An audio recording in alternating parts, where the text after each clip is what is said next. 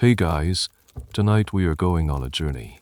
Not just any journey, but a trip back to the 14th century, to the heart of one of the richest empires the world has ever seen, the Mali Empire, in West Africa. We're going to follow the footsteps of its legendary emperor, Mansa Musa, a man whose wealth was so immense, so ridiculously over the top, that his attempt at a simple religious pilgrimage ended up breaking the economy of every city he visited. Honestly, if you were to drop into this story unprepared, you'd probably be overwhelmed by the sheer scale of it all. This isn't your average historical tour, it's the ultimate luxury travel story with consequences. So, before you get comfortable, take a moment to like the video and subscribe, but only if you genuinely enjoy what I do here. I'd also love to see where you're all listening from tonight, so drop your city and the time in the comments below. It's always a quiet thrill to see how far these stories travel. Now dim the lights, maybe turn on a fan for that soft background hum. And let's ease into tonight's journey together. You wake up not to an alarm, but to the light. It's a soft, dusty gold, filtering through the unglazed window of your family's mud brick home in Niamey, the capital. The air isn't just warm, it has weight, a thick, earthy smell mixed with the faint scent of wood smoke from the breakfast fires already crackling nearby. Outside, the city is stirring. The sound isn't the harsh clatter of stone on stone, but a softer, more organic hum. Footsteps on packed earth, the gentle bleating of a goat being led to market, the distant, rhythmic thud of a woman pounding grain in a wooden mortar. This is your world.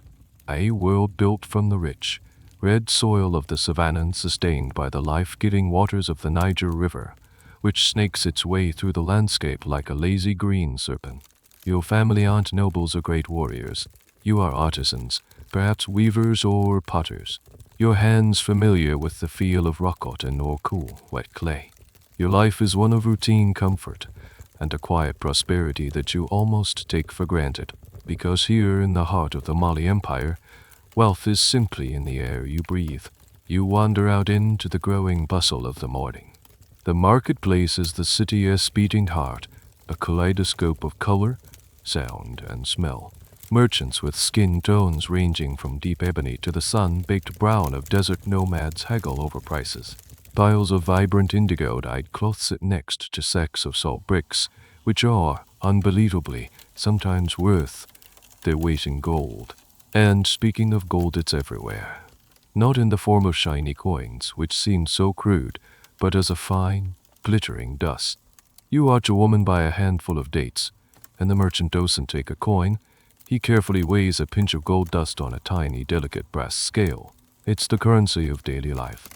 You find a spot under the shade of a colossal baobab tree, its branches thick and gnarled like an old man's fingers. Here, a griot is holding court. H.E.S. an old man with eyes that seem to hold the memory of generations. He isn't just a musician or a storyteller. He is a living library, the keeper of your people's history, passed down not in dusty books but in the vibrant, thumbing strings of his kora and the lyrical cadence of his voice. In a world where the written word is reserved for scholars and faraway kings, the griot is your connection to the past. He sings of the great lion prince, Sundiata, who forged this empire from a dozen scattered kingdoms. And then, his song turns to the current ruler, the Mansa Musa. His name is spoken with a mixture of reverence and mystery. You've never seen him. Few people have. He lives in the royal palace, a sprawling complex of beautifully decorated adobe buildings that forms a city within the city. They say its walls are thick, its courtyard shaded, and its chambers filled with treasures beyond imagining. People whisper that the emperor has so much gold he doesn't know what to do with it, that he has a single nugget of gold so large he tethers his horse to it. Of course, these are just stories. The true extent of his wealth is a subject of wild speculation. Even today, historians and economists are still trying to calculate it, to put a number on it, but it remains as elusive as a desert mirage. The griot doesn't sing of the emperor's riches, but of his piety, his quiet devotion. He is a man of God, they say, a ruler who is just and fair, but who remains distant, a powerful presence felt more than seen. You look towards the palace, a place you pass every day but have never entered. It seems especially quiet today. The usual flow of guards and officials seems different. There's a tension in the air, a low hum of anticipation that has nothing to do with the morning market. A news story is brewing, one that even the griot doesn't know yet. The sun climbs higher, beating down on the red earth, and you have this strange, unshakable feeling that the familiar rhythm of your life is about to change forever. The feeling of anticipation deepens as the day wears on. It's no longer just a vague premonition, it has a voice. A royal crier, his voice booming and clear, walks through the marketplace. There is to be a gathering at the palace gates. Not a festival, not a trial, but an address from the Mansa himself. This is unheard of. The emperor speaks through his officials, through edicts, through the griots who sing his praises. He doesn't simply talk to people. A current of nervous energy ripples through the city, and you, along with hundreds of others, find yourself swept along in a slow-moving river of humanity, flowing towards the palace. You've never been this close before. The outer walls are not cold, forbidding stone, but thick, sculpted adobe, the color of dried blood. They feel live, organic. The guards at the gate are imposing figures, their dark skin gleaming with shea butter, their spears tipped with expertly forged iron. But they don't stop the crowd. Instead, they guide you into a vast outer courtyard, a space usually reserved for visiting dignitaries and military parades. The air inside feels different, cooler, quieter. A stark contrast to the chaotic energy of the market you just left. You notice the architecture is a curious blend. The grand arches have a distinctly North African feel, a testament to the traders and scholars who pass through. Yet the intricate geometric patterns carved into the wooden pillars and window shutters are purely of this land. A space is cleared in the center, and on a raised platform, a simple but elegant throne is placed. It's carved from a single piece of dark, polished wood, inlaid with small, subtle pieces of ivory and gold. You stand on your toes, craning your neck to see. And then, the hush falls. It's so sudden and complete it feels like the world is holding its breath. He enters, Mansa Musa. He is not the giant of legend, nor is he dripping with jewels. He is a man of middle years, his face calm and thoughtful, his movements deliberate. He wears a simple, flowing BOU of pristine white cotton, so finely woven it seems to ripple as he moves. The only sign of his immense status is the small, skull-fitting cap on his head, embroidered with thread of pure gold that catches the afternoon sun. He doesn't look at the crowd with the arrogance of a king, but with a surprising gentleness. He sits, and for a long moment, there is only silence. When he speaks, his voice is not loud, but it carries a natural authority that commands attention. He speaks of his faith, of his duty to Allah, and of the 5 pillars that guide the life of a true believer. You've heard these teachings from the city Mass, but hearing them from him feels different. It feels personal, and then he delivers the news in a voice as calm as a still river. I will make the pilgrimage, he says. I will journey to the holy city of Mecca. For a second, the words don't register. They hang in the hot, still air, seemingly meaningless. Mecca. The journey is a fantasy, a story told by the most daring of desert traders. It's a distance so vast it's almost abstract. It means crossing the Sahara, the great desert, a place known as the land of thirst and fear. It's a journey that takes years, a journey from which many never return. Then the collective shock hits. They sound like 1,000 people gasping at once, a sudden intake of air that seems to thin the atmosphere. It's followed by an explosion of whispers, a frantic, buzzing sound that spreads through the crowd like a wildfire. The desert, a man near you mutters, his eyes wide with disbelief. He cannot be serious. An old woman begins to pray, her fingers clutching a string of prayer beads. Is this a test of faith? A political move? Or simple madness? To this day, historians still debate the emperor's primary motivation. Was he a genuinely pious man seeking to fulfill a sacred duty? Or was he a brilliant strategist, using the pilgrimage as the ultimate public relations tour to put his vast, isolated empire on the medieval map? The truth, as is often the case, is likely a complex mix of both. Mansa Musa raises a hand and the crowd once again falls silent. He explains that this will not be a solitary journey. He will take his court, his soldiers, his officials, and a portion of his people. He will carry the wealth of Mali with him, not to show it off, but to provide for the journey and to give alms, as is his duty. You look around at the faces in the crowd, the merchants, the weavers, the potters like yourself. The shock is turning into something else, a dawning, terrifying realization. This isn't just the emperor's plan.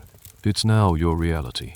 As a fun little aside, you notice the royal guards, their formal Islamic faith on full display, but you can also spot the small, leather-bound amulets tied discreetly around their biceps.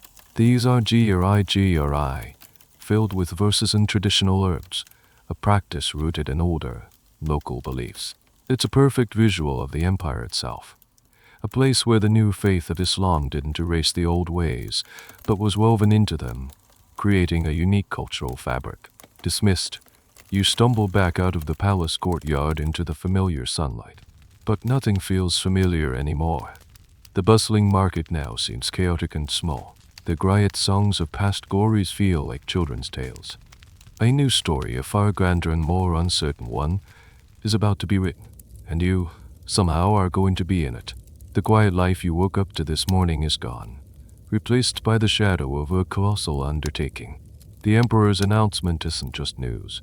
It's a seismic event that sends shockwaves through every layer of Miani society. The palace, once a symbol of quiet, remote authority, transforms overnight into a whirlwind of organized chaos. You thought your life was changing. The entire empire is being reoriented around a single monumental goal.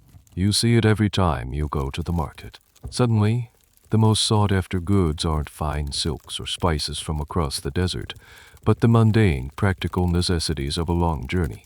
Rope, water skins, dried meat, sturdy leather sandals. The scale of the preparation is difficult to wrap your head around. It's not a trip, it's a migration. The numbers whispered in the streets are staggering, growing with each retelling until they sound like pure fantasy. 60,000 people. 60,000. You try to picture it. That's more than the entire population of your city, several times over. An entire city, plucked from its foundations and set in motion across the most inhospitable terrain on Earth. It's to be a mobile civilization, complete with its own government, its own military, its own economy, and even its own royal court. You see the call go out for volunteers and conscripts.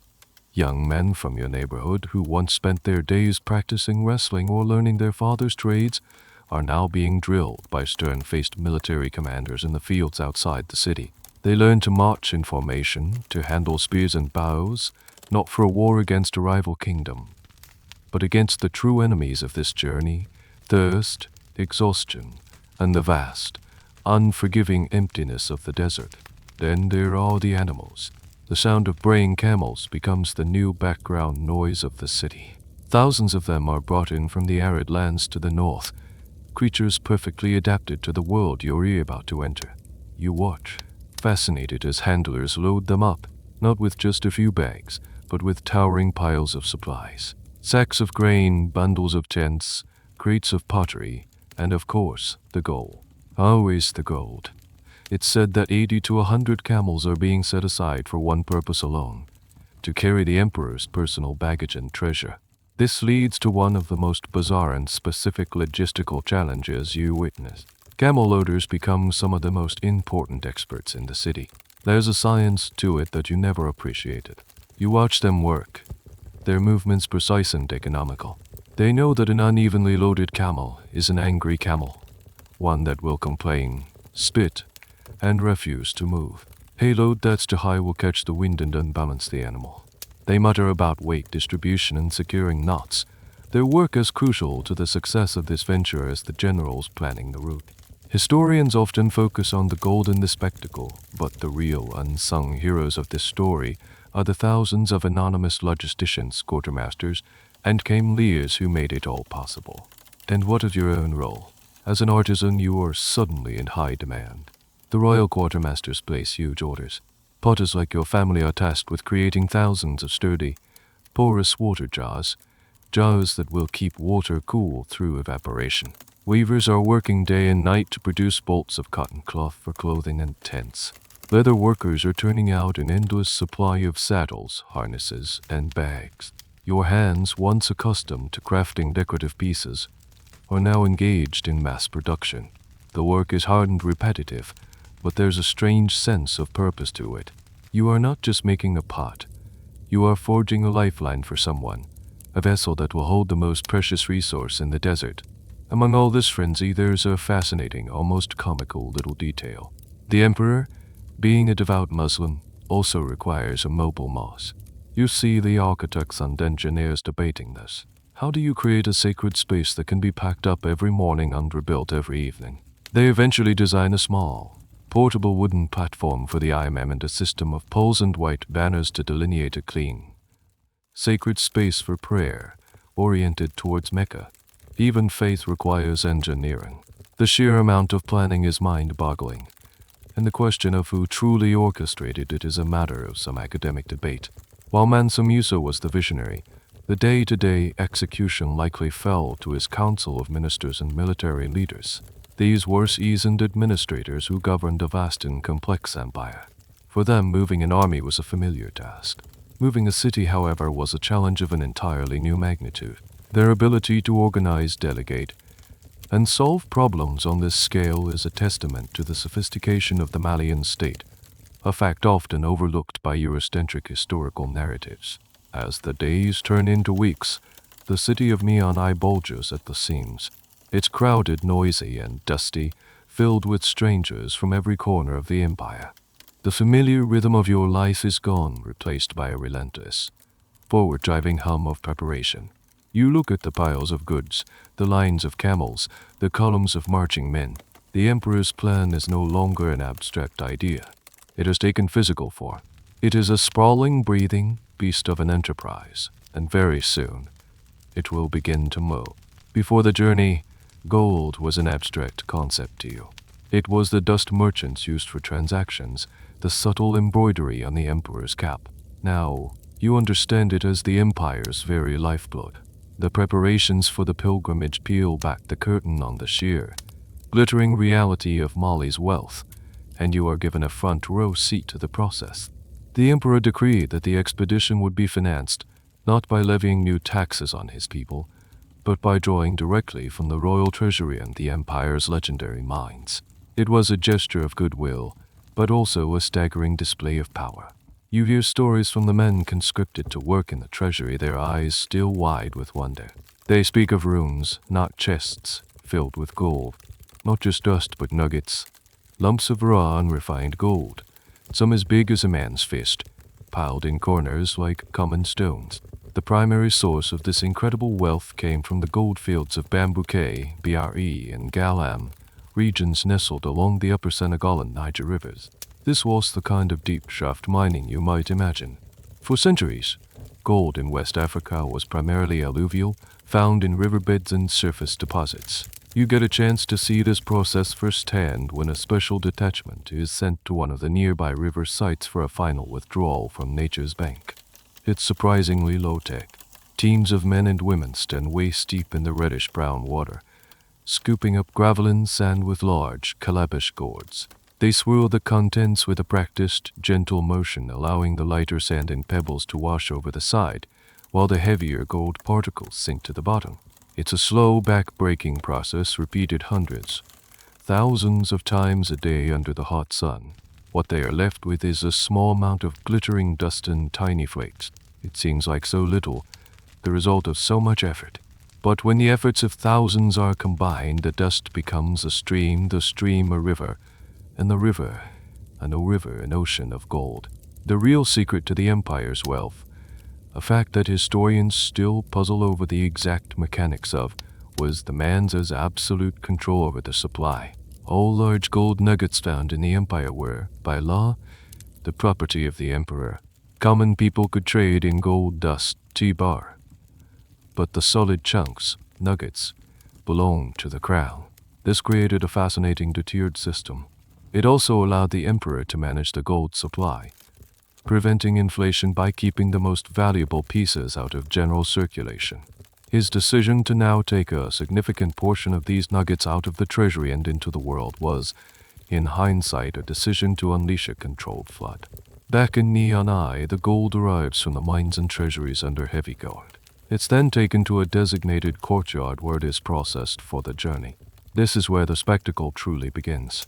You watch as smiths, using charcoal fires and blowpipes, melt down the raw nuggets and dust in clay crucibles until they glow with the intensity of the sun itself. The molten gold is then poured into standardized molds, creating bars of a specific weight. It's hot, dangerous work, and the air shimmers with heat and the metallic tang of cooling gold. But that's not the most astonishing part. A significant portion of the gold is designated to be carried by individuals. You learn that the emperor's personal retinue will include an advance guard of 500 slaves, each one to be dressed in fine Persian silk and carrying a staff of pure, polished gold. Furthermore, another 12,000 personal and domestic slaves are assigned to the caravan, and many of them will be responsible for carrying the gold for daily expenses. This is the source of the legend that specified each of these slaves carried a gold bar weighing for pounds.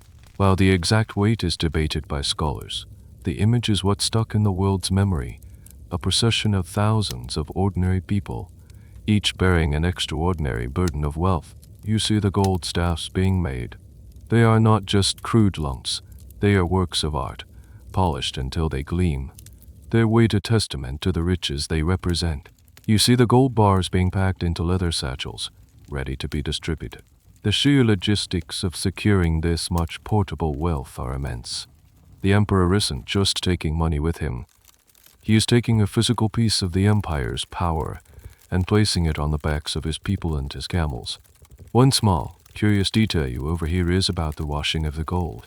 Before being melted, the gold dust was often ritually washed with a special solution, not just to clean it, but as part of a traditional belief to appease the earth spirits from which it was taken. It's another one of those moments where you see the deep-seated traditional beliefs blending seamlessly with the grand, international ambitions of the empire. As you stand there watching this river of solid sunshine being prepared, you finally grasp the full meaning of the journey. It is a statement. When Mansa Musa walks into a foreign city, he won't need to speak of his power. He will be wearing it, walking on it, and giving it away with every step. The gold isn't just currency, it's his message to the world. A message that a powerful, sophisticated, and impossibly wealthy empire exists south of the Sahara, and this message is about to be delivered. The final night in Neon Eye is unlike any other you've ever experienced. The frantic energy of the past weeks has subsided, replaced by a profound and heavy quiet. The work is done. The camels are loaded, their silhouettes dark and lumpy against the star-dusted sky. The supplies are portioned and packed. The thousands of people who will make up this mobile city are gathered in designated camps surrounding the capital, their small cooking fires twinkling like a fallen constellation on the dark savannah. You walk through the familiar streets of your neighborhood, but they feel alien tonight. Homes that were once full of life are now quiet, their inhabitants either gone to the camps or staying up late, murmuring final goodbyes. You see a family huddled together, the father giving quiet instructions to his eldest son, who will now be the man of the house. You see a mother braiding her daughter's hair one last time, her fingers moving with a slow, deliberate tenderness. This journey is not an abstraction anymore. It has a human cost, separation, uncertainty, and the quiet, gnawing fear of the unknown. The air is thick with the smell of roasting meat and the slightly sweet scent of millet beer, as many share a final, substantial meal. But there's no revelry. The mood is somber, reflective. You find your own family sitting outside your home. There are no grand speeches, just the comfort of shared presence. Your father's hand rests on your shoulder, his touch conveying more than words ever could. You are going with the caravan not as a soldier or a high-ranking courtier, but as part of the vast support staff, perhaps to help mend pottery or weave cloth along the way. Your skill, once a simple trade, has become your ticket to the greatest adventure of your age. Later, you find yourself drawn towards the central square. Even the griots are quiet tonight. Their K-or-as are silent, their voices still. Instead, scholars and daimos, robed in white, move through the crowds, offering prayers and blessings. Their presence is a comfort to many. They speak of the spiritual significance of the Hajj, framing this daunting journey not as a trial of endurance, but as a path to divine grace. It helps. It shifts the fear into a sense of purpose. You notice a fascinating detail of the preparations for piety. The emperor has decreed that mosques will be built along the route wherever the caravan stops on a Friday, the holy day of prayer. This isn't about building permanent stone structures. Instead, you see teams designated with tools and plans to quickly clear and consecrate a patch of ground, to erect the prayer niche pointing to Mecca, and to create a functional, albeit temporary, place of worship. The idea of building and abandoning a mosque every week seems incredibly extravagant, yet it underscores the spiritual devotion that is the stated core of this entire enterprise. Historians debate whether these were truly built every Friday or if this is an exaggeration that became part of the legend. But the intent behind the story is clear. Faith was the paramount justification for the journey. As the moon climbs higher, a different energy begins to stir. It's the energy of the soldiers. You see them checking their weapons, adjusting their leather armor, their faces grim and professional. Their job is not just to protect the emperor from human threats, but to maintain order within this massive, moving population. A city of 60,000 people is bound to have disputes, thefts, and quarrels. The army is also a police force, and their presence is a stark reminder that while this is a pilgrimage, it is also a massive logistical and security operation. You find a quiet spot on a small hill overlooking the main encampment. The sheer scale of it, laid out under the vast, silent bowl of the African sky, is breathtaking. It's a city of tents and fires, of sleeping humans undressing animals, all poised on the brink of motion. You can hear the low murmur of thousands of conversations, the occasional cough, the soft nicker of a horse, the groan of a settling camel. It's the sound of a living creature, holding its breath before a great leap. You think about the emperor, somewhere in his silent palace. Is he sleeping? Is he praying? Is he, too, feeling the immense weight of this moment? He is about to lead his people into the unknown, his reputation, his fortune, and thousands of lives hanging in the balance. The quietness of this night feels like the deep, silent inhale before a mighty roar. The routine of your life, the very ground beneath your feet, feels solid for the last time. Tomorrow, everything will be set in motion. Tomorrow you will walk away from the only home you have ever known and step into the pages of a story that will be told for centuries. The stars seem unusually bright and close to night, as if they too have gathered to watch. The day begins before the sun. A single, deep note from a horn, echoing from the direction of the palace, shatters the pre-dawn stillness. It's a sound that seems to pass your ears and vibrate deep in your chest. Instantly the sprawling camp erupts, not into chaos but into a low, rumbling hum of purposeful activity. The quiet night is over. The great beast is awake. Fires are hastily stoked back to life, not for leisurely cooking, but to heat a quick mouthful of porridge. Tents are struck with practiced efficiency, cloth folded, poles bundled. The air fills with the sounds of thousands of people starting their day at once. The murmur of prayers, the creak of leather, the protesting groans of camels being coaxed to their feet, their knees unfolding in that strange, jerky way.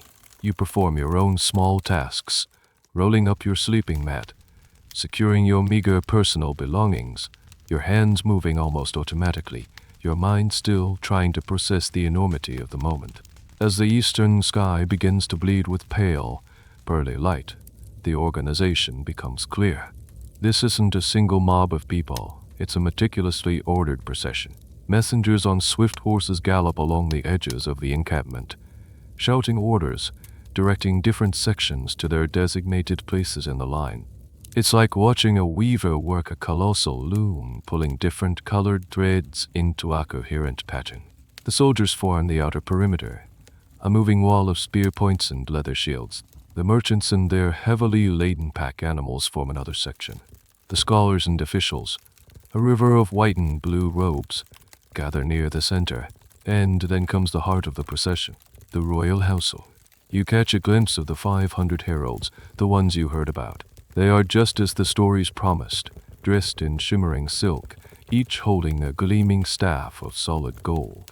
As the first rays of sunlight strike them, they erupt in a blinding flash of reflected light, a wave of artificial dawn that washes over the crowd. It's a moment of pure, calculated theater, and it works. A collective gasp of our ripples through the assembled thousands. The emperor himself appears, mounted not on a camel, but on a magnificent black stallion, its harness glittering with gold ornaments. He is surrounded by his personal guard and a cloud of musicians playing flutes and small, hand-held drums. Their music isn't a triumphant blast, but a steady, rhythmic beat, a pulse for the caravan to march to. It sets the pace, a living metronome for 60,000 people. Your group, the artisans and support staff, is shuffled into place somewhere in the vast middle of the caravan. You are surrounded by the familiar faces of your neighbors, which provides a small comfort in this overwhelming sea of humanity. The signal is given. Another horn blast, this one longer, more sustained. And then, with a slow, grinding inertia, the front of the line begins to move. The sound is the first thing you truly notice.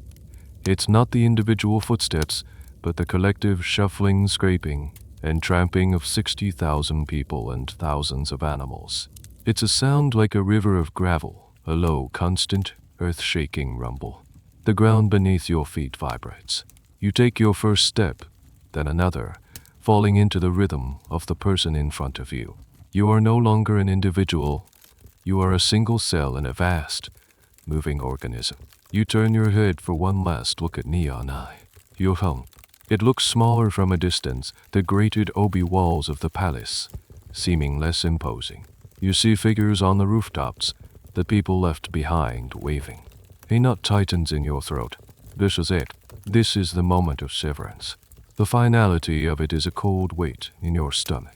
As the caravan stretches out, you begin to appreciate its true length. It's not a column.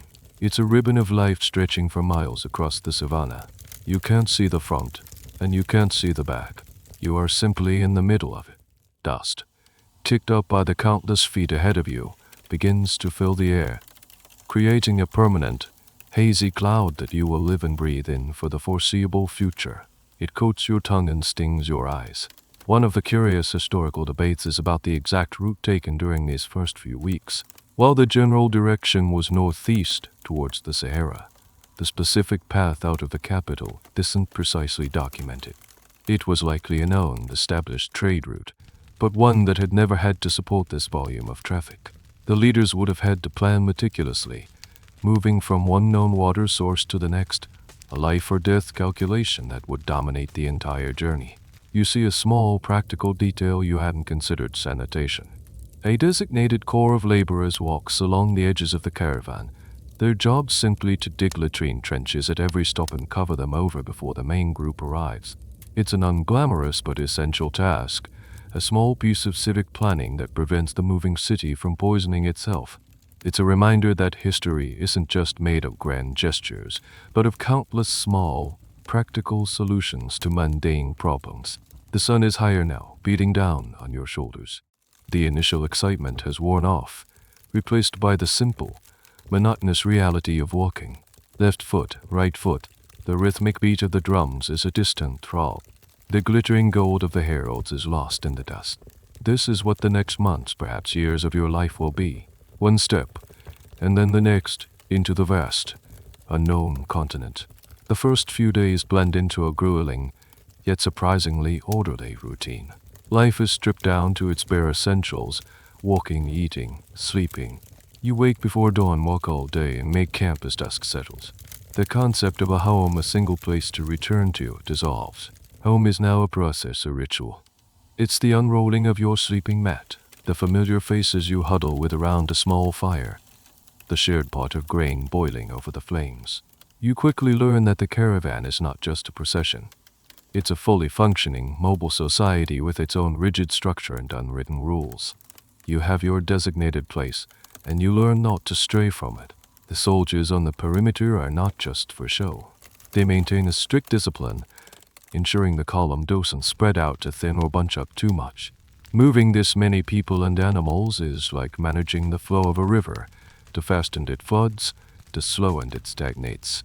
The logistics of feeding this city on the move are a daily miracle. Every evening, quartermasters distribute rations. It's not a chaotic scramble. You line up with your designated group, and each person receives a measure of grain, millet or sorghum, a piece of dried meat or fish, and a chunk of hard, dry bread. The water is the most precious commodity, doled out with painstaking care. You get your water skin filled once a day, and you learn to sip it, to make it last, to resist the constant, nagging thirst. In the evenings after the meal, the camp comes alive in a different way. The oppressive heat of the day gives way to a pleasant coolness. The vast, empty space of the savannah, which felt so intimidating during the day's march, now feels intimate, enclosed by the thousands of twinkling campfires. This is when the social fabric of the caravan reveals itself. People gather in their regional or professional groups. The fishermen from the riverbanks tell stories that the weavers from the city have never heard. The desert nomads hired as guides share their knowledge of the stars with the scholars from near. It's a slow, nightly weaving of cultures. You as an artisan find your skills are still needed. A broken pot needs mending. A torn saddlebag needs stitching. You do this not for gold dust, but for a piece of dried fruit, a little extra water, or simply for the goodwill of your fellow travelers. A new informal barter economy springs up, based on immediate needs and practical skills. It's a humbling equalizer. A high-ranking official with a broken sandal is just as helpless as a common soldier until a leather worker helps him. A fascinating and somewhat morbid little industry emerges on the fringes of the camp, the bone setters and healers, with thousands of people walking on uneven ground. Sprained ankles and minor injuries are common. These healers, using traditional poultices and massage techniques, are constantly busy. Their knowledge of herbal remedies is a lifesaver for many. This informal medical corps is another testament to the caravan's self-sufficiency. As you travel, you notice the landscape changing. The lush green of the Niger River basin gradually gives way to a drier, scrubbier terrain. The giant baobab trees become less frequent, replaced by thorny acacia bushes. The air gets hotter, the dust finer. You are walking towards the desert, and you can feel it in every breath. One evening, a dispute breaks out a few tents down from yours. Two men are shouting, one accusing the other of stealing a portion of his water ration. It's a serious accusation, one that could be a death sentence in the days to come. Before it can escalate to violence, two soldiers appear. They don't draw their weapons. They simply stand there. Their presence is silent, overwhelming authority. The men are separated and lead away towards the center of the camp. Later, you hear that the matter was brought before a cadi, a judge, who travels with the caravan. Justice is swift and public. The thief is found guilty and sentenced to extra labor duties. The system works. Order is maintained. Historians are still somewhat divided on the level of harmony within the caravan. While the official accounts, often written by court chroniclers, paint a picture of perfect order and piety, it's almost certain that a city of 60,000 people, under immense stress, would have had its share of crime, conflict, and dissent. The efficiency of the justice system was likely a key factor in preventing these tensions from boiling over and threatening the entire enterprise. You settle onto your mat, looking up at the sky. The stars are brighter here, away from the perpetual haze of the city. They seem close enough to touch. You are just one person among 60,000, a tiny, insignificant speck in this grand, audacious undertaking. Yet, you feel a sense of belonging you've never felt before. You are part of something immense, something historic. The fear is still there, a low thrum beneath the surface, but it's now mixed with a strange, exhilarating sense of purpose. You are no longer just a potter from near. You are a pilgrim. You are a piece of the moving city. The thorny acacia bushes that replaced the baobabs have now thinned out, replaced by patches of coarse yellow grass. Then even the grass gives up, surrendering to endless stretches of cracked, sun-baked earth and shifting sand. There is no more pretending. You have arrived at the edge of the Sahara, the great sea of sand. The Arabic name for desert, Sahara, means emptiness. Then you now understand why. The transition is not just visual, it's a full sensory assault. The sun is no longer just hot. It is a physical weight, pressing down on you, leaching the moisture from your body. The air you breathe is superheated, searing your throat and lungs with every inhalation. The fine dust of the savannah has been replaced by an even finer scent that gets into everything: your food, your water, the folds of your clothes, the corners of your eyes. The world has been bleached of color, reduced to a stark palette of glaring yellow whites, and under brilliant, unforgiving blue sky. The mood of the caravan shifts. The evening chatter becomes more subdued.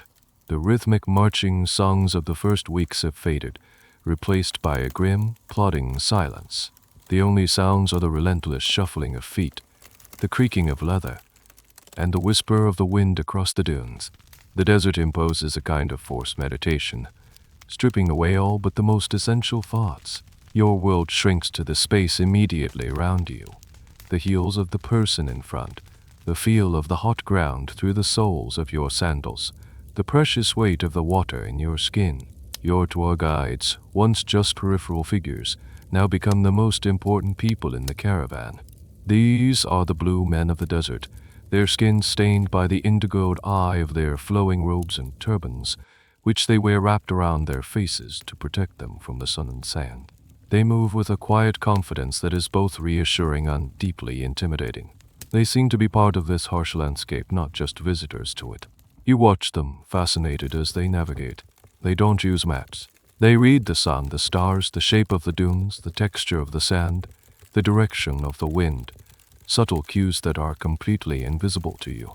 One afternoon, a young man from a merchant family, delirious from the heat, wanders away from the column, convinced he sees a lake shimmering in the distance. A mirage. Two tour guides on their camels intercept him with an almost lazy efficiency, bringing him back before he can get more than 100 yards away. It's a stark lesson. The desert doesn't just kill you with thirst, it kills you with deception. This brings up a small, fascinating piece of desert technology: the water skin. The ones you use are made of goat hide, and you learn the proper way to care for it. You learn to dampen the outside, allowing the slow evaporation to cool the water within. You also learn a grim piece of Twa wisdom. In a true emergency, a camel's stomach can hold a significant amount of water. It's a disgusting thought, but a comforting one to have in the back of your mind. The practical, and sometimes brutal, knowledge required for survival here is immense. The nights offer a temporary reprieve. As the sun plummets below the horizon, the crushing heat vanishes, replaced by a sudden, shocking cold. The temperature can drop by 50 or 60 degrees in a matter of hours. You huddle in your thin blanket, shivering, pressing close to your neighbors for warmth. The desert is a land of violent extremes. The sky, however, is a gift. With no haze, no humidity, and no competing light, the stars are an incandescent spill of diamond dust across black velvet. The Milky Way is not a faint band, but a brilliant, cloudy river of light. The tour guides point out the constellations they use for navigation. Their names different from the ones the scholars from Neon I know. The question of Mansa Musa as exact trans-Saharan route is one of the great puzzles for historians. There was ever-established trade corridors, but all were perilous. The most likely path followed a chain of oases, Waladay, Taghaza, Tuad, life-saving islands in a sea of sand. The planning to hit each one, where the caravan could rest and replenish its water supplies, would have been the most critical part of the entire journey. A miscalculation of even a few days could mean the death of thousands. The pressure on the guides and the caravan leaders must have been unimaginable. You walk on day after day. The sense of time becomes distorted. Was it a week ago you left the grasslands, or a month? Your memory of green trees and flowing rivers feels like a dream from another life. The desert has a way of erasing the past and making the future seem impossible. There is only the now, the burning sun, the endless sand, and the next step. You look at the faces around you, golden sun-cracked, their eyes reflecting the vast, empty landscape. You are all being tested, stripped down to your very essence by the sheer, brutal emptiness of this place. After what feels like an eternity in the featureless expanse, a new kind of excitement triples through the caravan. It's not the joyous energy of the departure, but a strained, desperate kind of hope. The tour guides have been pointing towards a spot on the horizon that, for days, has been nothing but a shimmering heat haze. Now a low, dark line has appeared. As you get closer, the line resolves into something impossible. Buildings. You have reached Tag Haza, one of the legendary salt mines of the Sahara. Your first sight of the city is deeply strange. It doesn't rise from the earth so much as it seems to be made of it. The buildings shimmer in the sun with a crystalline of white light. As you get closer, you realize why. The city is built almost entirely of salt. The walls of the houses are not adobe or wood, but massive blocks of pure raw salt, cut directly from the mines. The roofs are thatched with camel hides, stretched taut over the salty bricks. It's a settlement born of pure saline necessity, existing for one reason only, to quarry the white gold of the desert.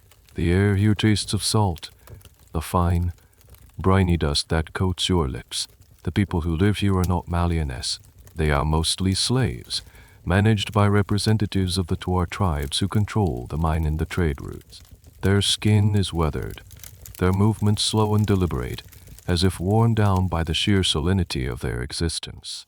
You see them working in the open pits, their bodies gleaming with sweat, hacking away at the salt deposits with crude picks. The salt is cut into large rectangular slabs, each weighing a couple of 100 pounds. These slabs are then loaded onto the camels of visiting caravans to be transported south, where they will be traded for gold. The arrival of your caravan is a monumental event for Tag Haza. A city of 60,000 people descending on this remote outpost is like an ocean liner docking at a tiny fishing village. The salt miners and their overseers stare in stunned silence at the sheer scale of your procession, at the river of silk, the glint of gold, and the endless sea of people and animals. For you, Tag Haza is a chance to rest.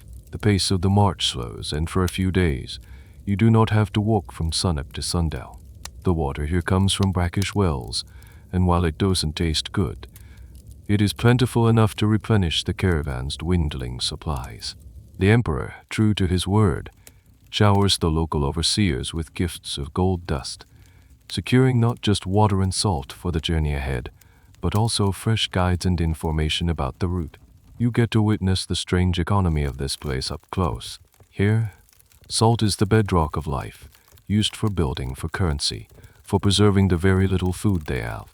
Gold, which is the foundation of your world, is almost meaningless to the permanent residents. They can't eat it and they can't build with it. Its only value lies in what outsiders are willing to trade for their salt. It's a powerful lesson in the relativity of wealth. One of the weirdest and most uncomfortable facts about life in Tag Haza, something that chroniclers of the time like Ibn Battuta noted with disgust, was the diet. The only meat available was preserved in salt, and the bread was often made with flour mixed with ground-up dates, transported in from oases hundreds of miles away. But the most bizarre detail was the flies. The sheer number of flies drawn by the settlement and the animals was a constant, maddening plague. This city of salt was also a city of flies. The very existence and control of Tag Haza is a point of historical contention. While it was geographically in the middle of nowhere, its economic importance made it a strategic prize. At the time of Mansa Musa's journey, it was a somewhat contested territory, with both the Mali Empire and the Tuareg confederations claiming a degree of control. Mansa Musa's peaceful, overwhelmingly powerful passage through the area, paying for everything with gold, was a subtle but clear assertion of his influence. He wasn't conquering it, he was simply demonstrating that his reach extended even into this desolate corner of the world. During your stay, you wander through the strange crystalline streets. You touch a wall and your hand comes away with a fine white powder. You see children playing games with pebbles of salt. You watch as a new slab of salt is prized from the earth, the sunlight catching the facets within it, making it glitter like a block of diamonds. It's a harsh, alien, and strangely beautiful place. After a few days of rest, the order comes to prepare to move on. The water skins are full of salty water. Fresh slabs of salt have been loaded onto the camels for trade further along the route, and your body at least feels somewhat recovered. But as you look back at the shimmering salt city, you feel a profound sense of unease. You thought the open desert was the harshest environment imaginable. But Tag Haza has shown you that survival can take many forms, and that a city built of the very thing that can kill you with thirst is perhaps the strangest form of all. The next leg of the journey, the guides say, will be the worst yet. The guides were right. The stretch of desert after Tag Haza is different. It's more hostile, more absolute. The rolling dunes have flattened out into a vast, featureless gravel plain or rig, where the wind is a constant, abrasive force. It doesn't just blow, it cowers, picking up sand and tiny pebbles and hurling them at you in a relentless, low-level sandblasting. You learn to walk with your head down, your face wrapped in a spare piece of cloth, your world reduced to the shuffling feet in front of you. The sun is a white-hot disk in a hazy, pale sky. The rhythm of the march becomes a hypnotic, punishing metronome of heat and wind. Days bleed into one another, marked only by the rising and setting of the sun. The brief respite of Tag Haza feels like a distant memory, a salty dream. The brackish water you collected there is a constant, unpleasant presence in your mouth, never quite quenching your thirst. Then one afternoon, the character of the wind changes. The steady, abrasive whisper grows into a low, guttural moan. The tour guides become agitated, their calm professionalism replaced by a sharp urgency. They shout commands, their voices thin against the rising howl. Kneel the camels. Kneel them now. Face them away from the wind. You look to the horizon and see a solid, churning wall of yellow-brown cloud stretching from the ground to the sky, and it is moving towards you with terrifying speed. It's not just dust, it's the desert itself, rising up in fury. Taihabu, ace and storm, panic, cold and sharp, cuts through the heat-induced lethargy. There is nowhere to run, nowhere to hide. The orders are shouted down the line, get down, cover your face, huddle behind the animals. You scramble to obey, pulling a camel down to its knees. The animal, sensing the danger, is surprisingly compliant, letting out a low, distressed groan. You press yourself into the lee of its warm, leathery body, pulling your blanket over your head. The world outside disappears. The storm hits not with a bang, but with a deafening roar. It's a physical impact, a wave of pressure that feels like it might crush you. The air becomes thick, soupy, and impossible to breathe. The fine scent penetrates everything, finding its way through the thick wool of your blanket, into your mouth, your nose, your ears. It's like being buried alive. The light is gone, replaced by a suffocating, gritty darkness.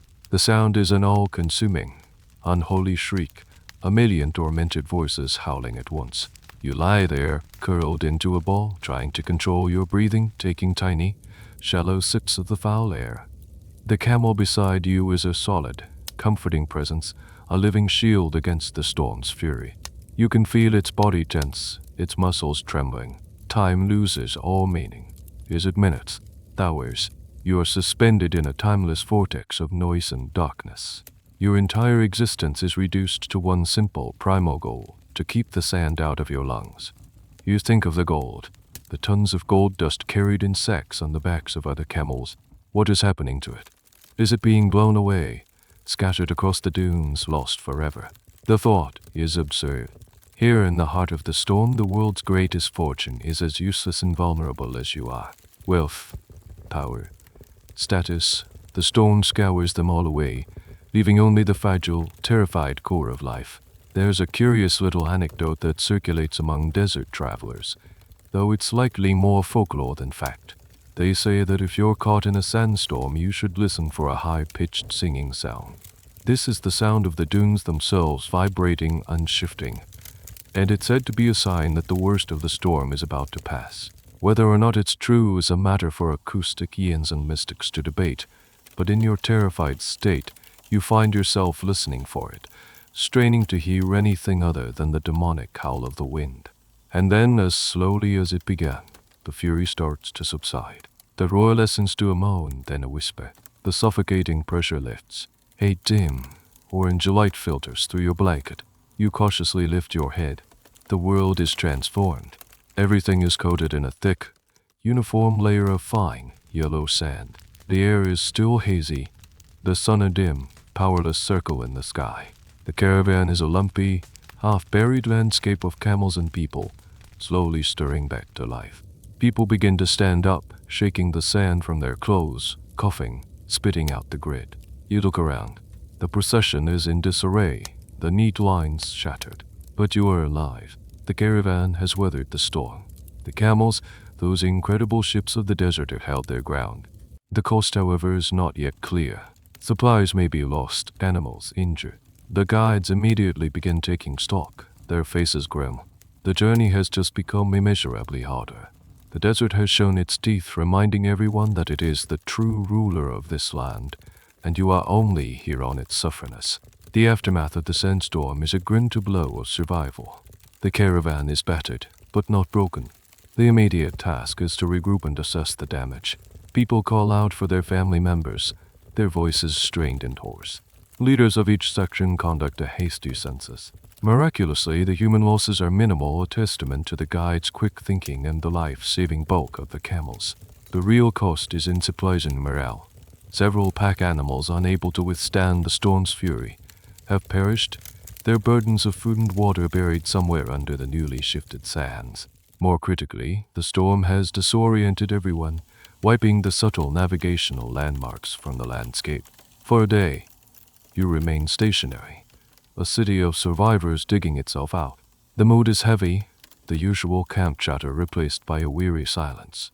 The desert, which was once an adversary to be endured, now feels like a malevolent entity actively trying to kill you. The fear is palpable. It is in this moment of near despair that the tour guides truly prove their worth. While the scholars from Neon consult their astrolabus and try to get a bearing from the hazy sun, the guides fan out, reading the new landscape. They examine the ripples in the sand, the kibla, which the wind has carved into new patterns. To you, it looks like a meaningless uniform sea of yellow. To them, it is a map, rewritten but still legible. Their confidence is a small, steady flame in the darkness of the group's fear. Slowly, the caravan reforms. The lines are not as neat, the pace not as steady, but it moves. It must move. To stay still is to die. You march onward into a landscape that feels even more empty than before. The journey becomes a blur of heat and thirst, each day a small victory against the encroaching void. And then, one morning, something changes. It's not something you see, but something you smell.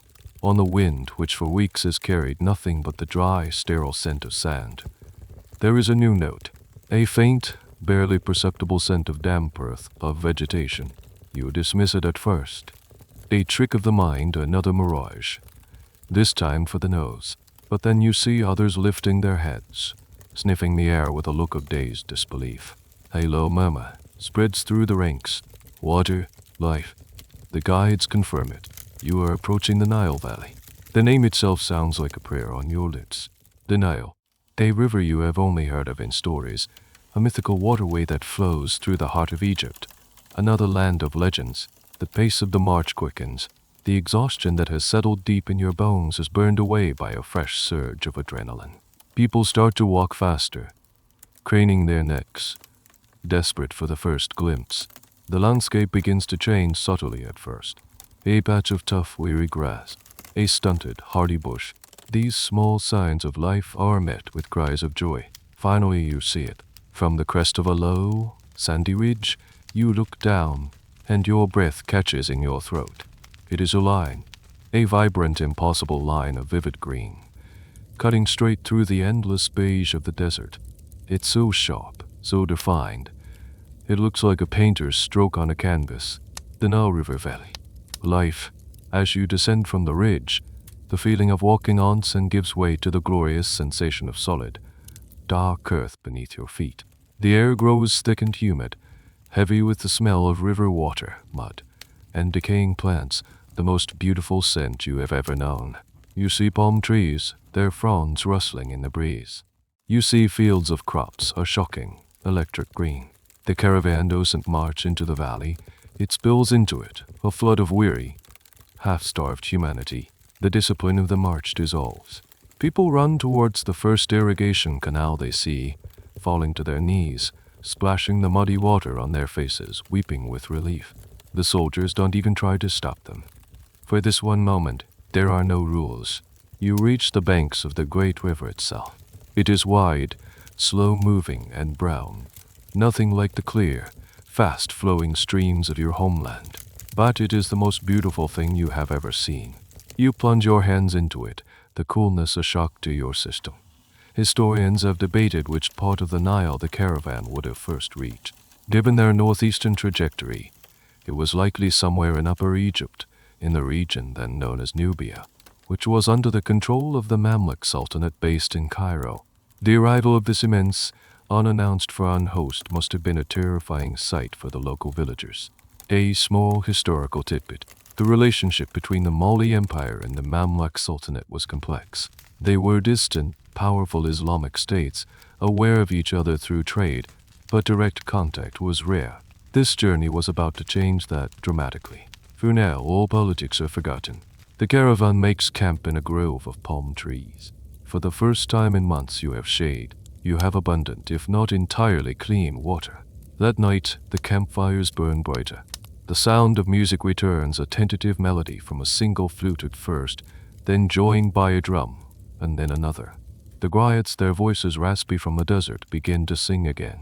They sing not of past glories, but of survival, of the greenness of the earth, of the life-giving power of the river.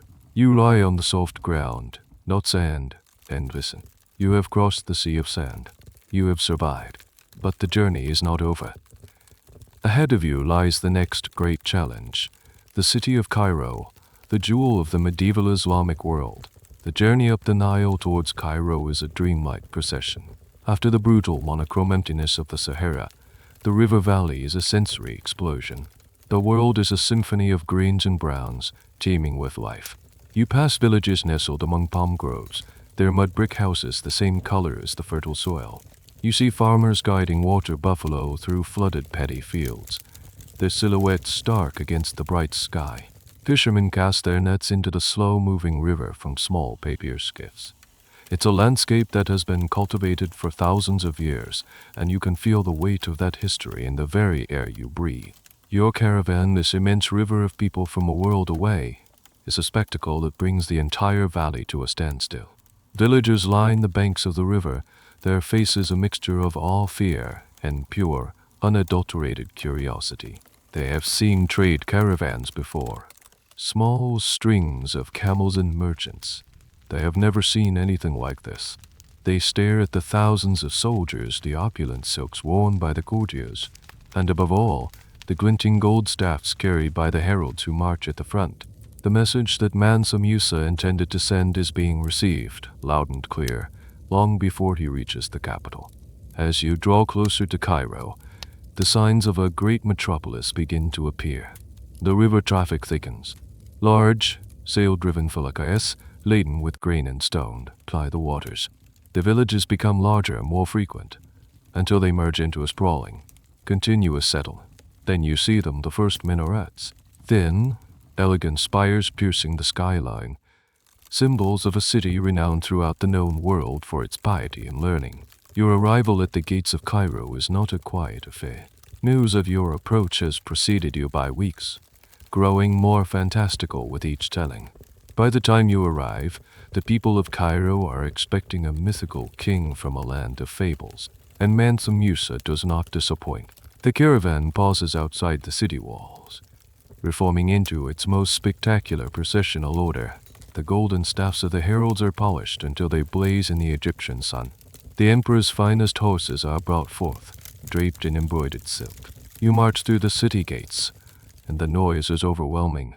It's not the organic hum of neon or the howling of the desert wind. It is the roar of a true medieval megacity. The streets are a labyrinth of narrow, winding alleys, canyons between tall, multi-story buildings with intricate wooden latticework windows. The mashrabi wires. The air is thick with 1,000 smells, roasting lamb, exotic spices, fragrant perfumes, and the less pleasant stench of a densely populated city. The crowds are immense, packing the streets, hanging from windows, perched on rooftops, all jostling for a view. The people of Cairo are cosmopolitan and not easily impressed. They have seen everything. They are the center of a trade network that stretches from Spain to India. Yet, they are stunned into silence by the sight of your procession. It's the sheer, casual display of wealth that astonishes them. It's not just the emperor who is wealthy. It's the scale of the wealth, distributed among thousands of his followers. The sight of thousands of ordinary-looking people who they might mistake for slaves or servants, dressed in fine silks and bearing gold, short-circuits their understanding of how the world works. You, a potter from a quiet savannah city, are now walking through the heart of the Islamic world's greatest metropolis. It's intimidating and exhilarating. You see architectural wonders you couldn't have imagined, grand mosques with soaring domes, bustling bathhouses, and sprawling markets, or souks, selling goods from every corner of the known world. You see people of every description, pale-skinned Turks who form the Mamluk ruling class, sharp-featured Arab merchants, dark-skinned Nubians, and even the occasional fair-haired European trader. A fascinating little detail you notice is the noise. Unlike your home city built of sound-absorbing mud brick, Cairo is a city of stone. Sound echoes, amplifies, and clatters. The call to prayer from 100 minarets, the chatter of the crowds, the hammering of artisans in their workshops, it all blends into a constant, overwhelming roar. The emperor and his court are escorted to guest palaces set aside for them by the ruling Mamluk Sultan, Al-Nasir Muhammad. But there is no housing for the other 59,000 members of the caravan. You and the thousands of others are directed to set up a massive encampment on the plains outside the city walls, near the great pyramids of Giza, which loom on the horizon like man-made mountains. Your temporary city reappears, a sprawling canvas metropolis in the shadow of ancient wonders. As you help set up your camp, you look back at the walls of Cairo, the setting sun catching the tops of the minarets, turning them to gold. You have journeyed for months, survived the desert, and reached this legendary city. But the real test is yet to come. This is not a rest stop. This is a stage, and Mansa Musa is about to give a performance that will cement his legend and send economic shockwaves across the hemisphere. The quiet part of the journey is over. The loud part is about to begin. Historians still analyze the accounts of chroniclers like Al-Umari, who documented the impact of this visit years later, trying to separate fact from hyperbole. But even the most sober accounts paint a picture of a city utterly captivated and ultimately destabilized by its magnificent guests. The dust has barely settled on your massive encampment before the delicate dance of medieval diplomacy begins. This is not just a meeting of two men, it's a meeting of two empires, two different worlds. On one side, you have the Mamluk Sultan Al-Nasir Muhammad. He is the ruler of a long-established, sophisticated, and militarily powerful empire. Cairo is his city, the center of his universe. He is accustomed to being the most powerful man in any room he enters. On the other side, you have Mansa Musa, the mysterious ruler from the lands of the blacks, an emperor whose wealth is the stuff of rumor and legend, but whose political standing in this part of the world is unproven. The initial point of contention, the first move in this complex chess game, revolves around a single, symbolic act, prostration. According to the rigid protocol of the Mamluk court, any visiting ruler, no matter how powerful, was expected to kiss the ground before the Sultan. It was a sign of respect, an acknowledgement of the Sultan's preeminent status as the custodian of the holy cities of Mecca and Medina, at least in title, and the leader of this heartland of the Islamic world.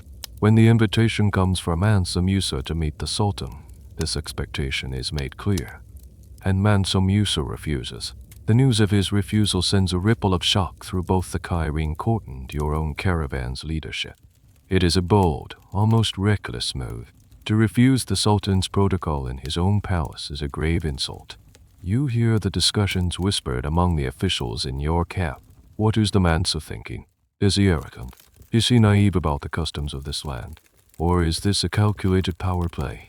The emperor's reasoning, as it filters down through the ranks, is elegantly simple and deeply pious. I am a pilgrim. He is reported to have said, I will prostrate myself before no man. I will only bow before Allah. This puts the Mamluk court in a difficult position. They cannot be seen to be forcing a pious pilgrim, especially one of such obvious importance, to violate his religious principles. To do so would be un-Islamic.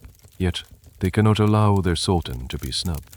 For several days, a tense diplomatic standoff ensues. Emissaries shuttle back and forth between Mansa Mus's guest palace and the sultan's citadel. It's a classic case study in what historians call soft power. Mansa Musa isn't threatening war or economic sanctions. He's using his stated religious devotion as a shield and a sword. By framing his refusal in the language of faith, he takes the moral high ground, making it almost impossible for the Sultan to force the issue without looking like a worldly tyrant. The debate among historians continues. Was this a genuine act of piety that conveniently served a political purpose, or was it a brilliantly shrewd political maneuver disguised as piety? The answer is likely unknowable, buried in the heart of a man who lived 7 centuries ago. Finally, a compromise is reached, a face-saving solution for both sides. It is a masterpiece of diplomatic theater. Mansa Musa will enter the Sultan's audience hall. He will approach the throne, and just as he is about to perform the controversial prostration, he will suddenly declare, "I prostrate myself before God who created me." He will then fall to his knees and pray, technically fulfilling his own vow while still performing an act of obeisance in the Sultan's presence. You are not there to witness this, of course, but the story of the event spreads like wildfire. It is a sensation. The Cairene elite, who may have initially viewed the Malian emperor as an unsophisticated nouveau riche from the south, are forced to reconsider. This is a man who understands power, symbolism, and how to operate on the world stage. He has met the Sultan on his own terms and, in a way, has won the first exchange. A strange but telling detail from this initial period is the matter of gift-giving. Gift exchange was a critical part of medieval diplomacy. Mansa Musa naturally came prepared. He presented the Sultan and his court with an astonishing quantity of gold. But the Mamluks in turn had to present him with gifts of equivalent value. This caused a minor panic in the Cairene treasury, as they scrambled to assemble a gift package of fine horses, silks, and other luxury goods. That would not look paltry in comparison to the mountain of gold they had just received. The standoff is over. The two rulers have met. A fragile respect has been established. Now, with the formal diplomatic hurdles cleared, Mansa Musa and his 60,000 followers are free to truly experience Cairo. And Cairo is about to experience them. The emperor, having established his royal and spiritual authority, is about to unleash his other great power, his incredible, world-altering generosity. With the diplomatic pleasantries concluded, the floodgates open. Mansa Musa, having established his gravitas, now proceeds to demonstrate his generosity, and he does so on a scale that Cairo has never seen before and will never see again.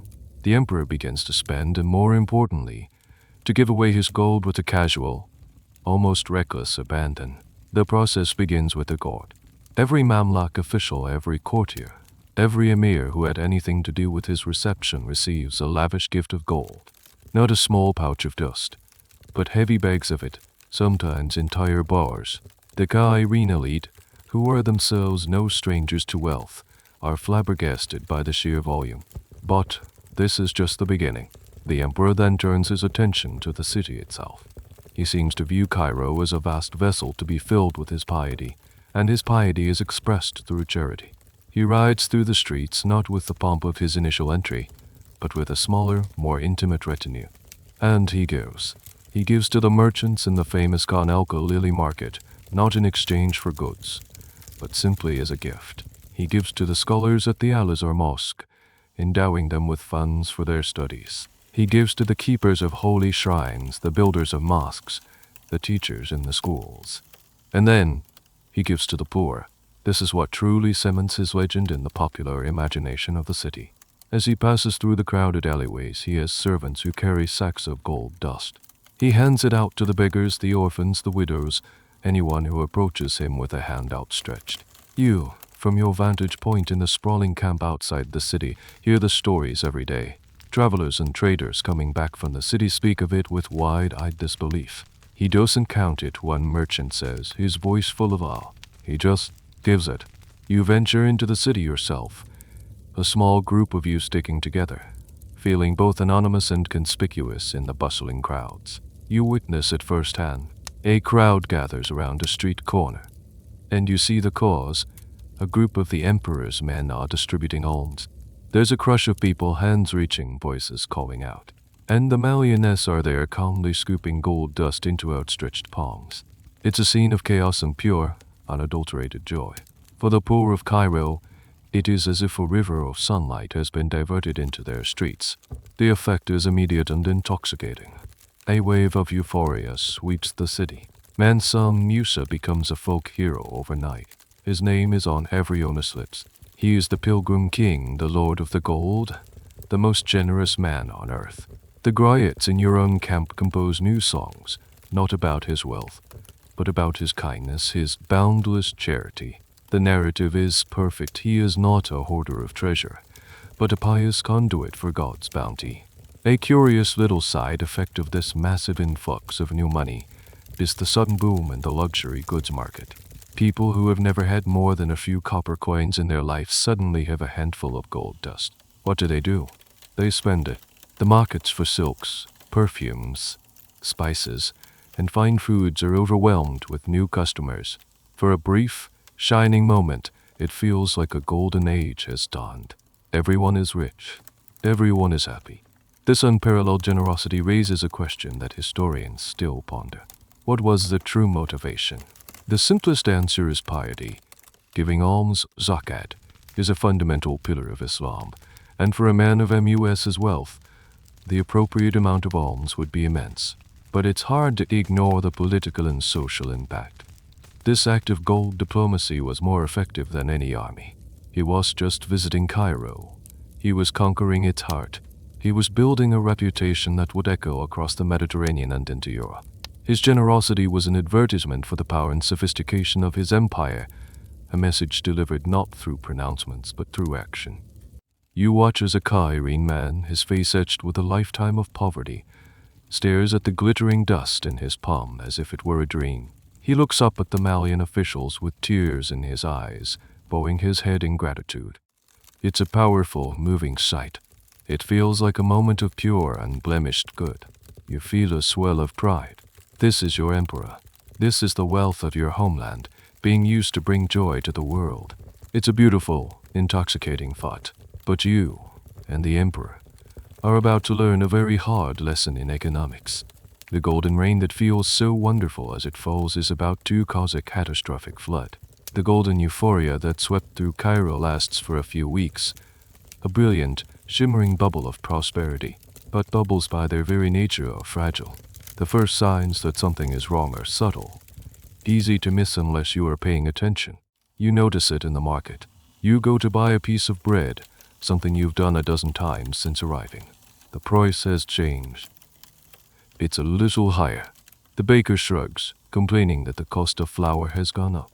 A few days later, the price of dates has risen, then the price of a simple clay pot, then the price of everything. What is happening is a basic economic principle playing out on a massive city-wide scale: inflation. The value of something is determined by its scarcity. For centuries, gold in Cairo was a stable, reliable measure of value because its supply was relatively controlled. Now suddenly, gold is everywhere. The emperor and his followers have been handing it out like leaflets. It's no longer scarce. And because the gold itself is now worth less, you need more of it to buy the same amount of goods. The people who are quickest to understand this are the money changers and the professional merchants. You see them in the souks, their faces tight with concentration, their scales working overtime. They are no longer accepting gold dust at the old established rate. They begin to discount it. The Malian gold, once a symbol of ultimate value, is now being treated with suspicion. The city is awash with it, and its purchasing power is plummeting by the day. The initial joy of the poor who receive the emperor's gifts begins to curdle into confusion and anxiety. That handful of gold dust that seemed like a fortune a month ago now barely buys enough food for a week. They are, in a sense, victims of a cruel paradox. They have more money than ever before, but they are not necessarily any richer. Their newfound wealth is dissolving in their hands like sand. The real crisis hits the established economy. Merchants who had contracts based on the old value of gold are now facing ruin. A nobleman who sold a piece of property for what he thought was a handsome price in gold now finds that the gold he received is worth a fraction of what he anticipated.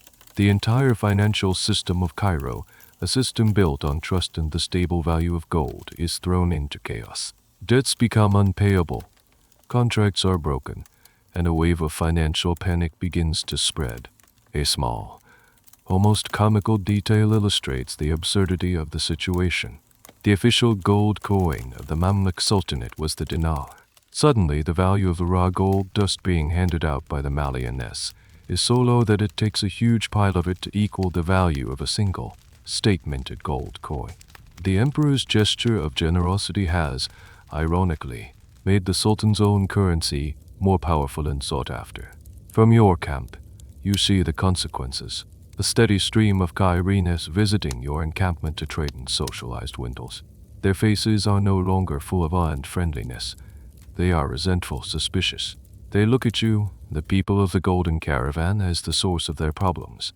You are no longer seen as pious pilgrims, but as foolish outsiders who have broken their city. The atmosphere becomes tense. Fights break out between locals and members of the caravan over disputed prices in the market.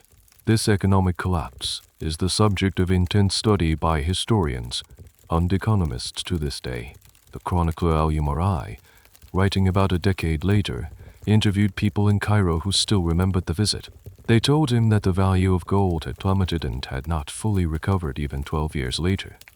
It's a classic, textbook example of what happens when a massive amount of currency is injected into an economy without a corresponding increase in the production of goods and services.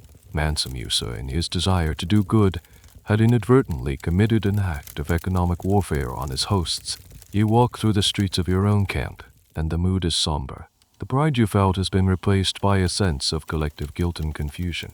The Griot's new songs of the emperor's generosity have fallen silent.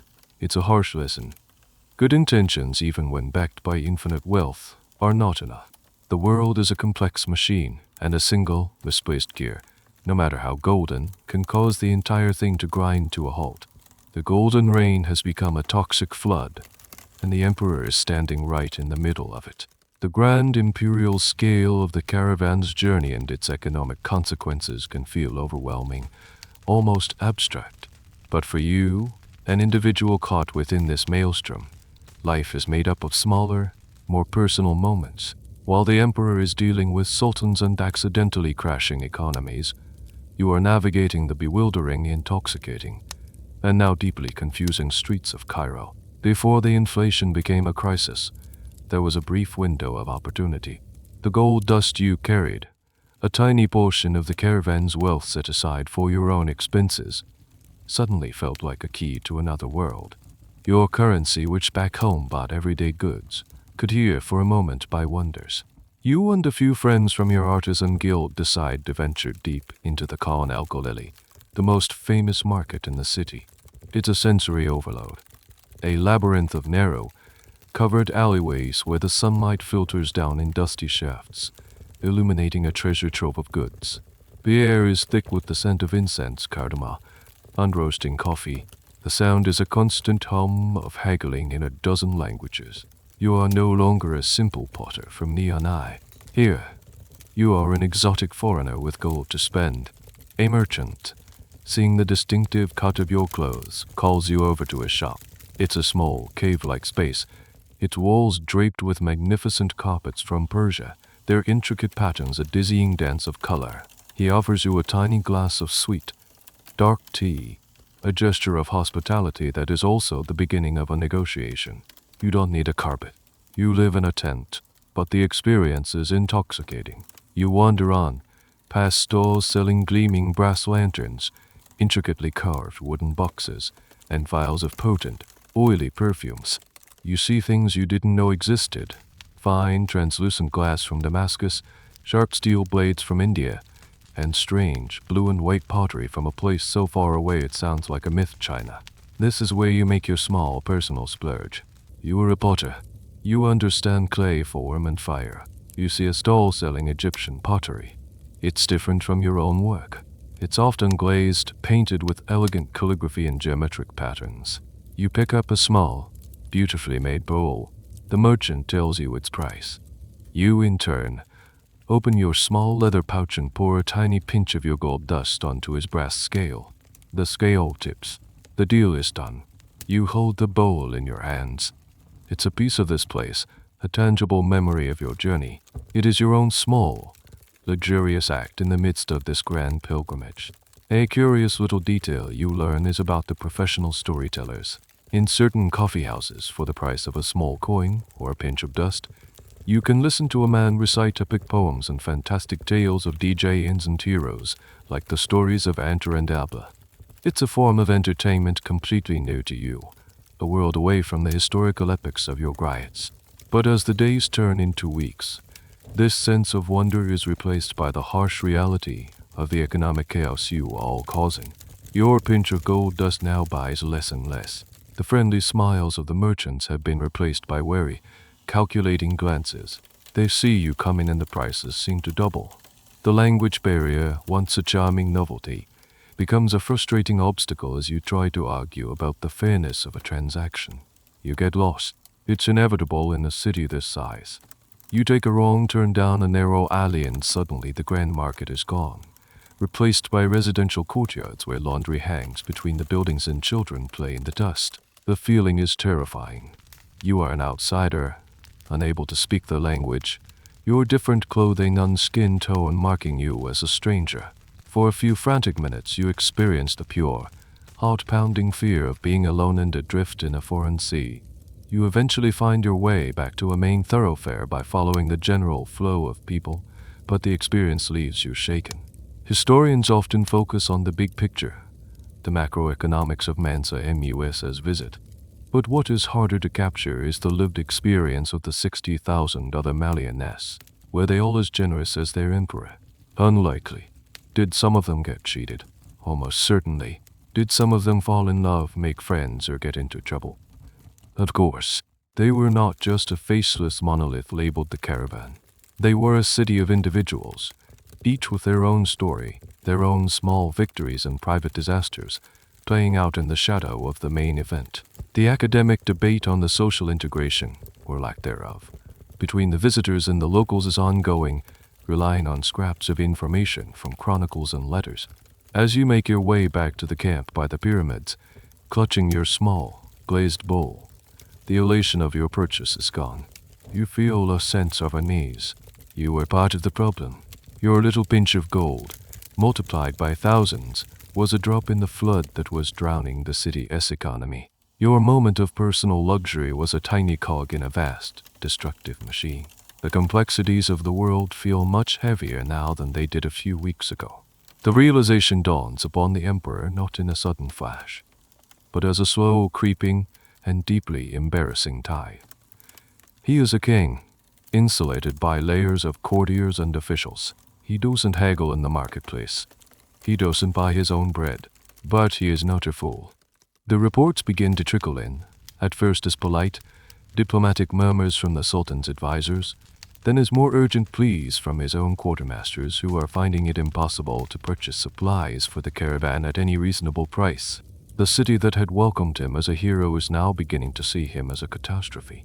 The praise has been replaced by grumbling, the awe by resentment. Mansa Musa, the man with the Midas touch, has discovered that his gift is also a curse. Everything he touches turns to gold, and in doing so loses its value.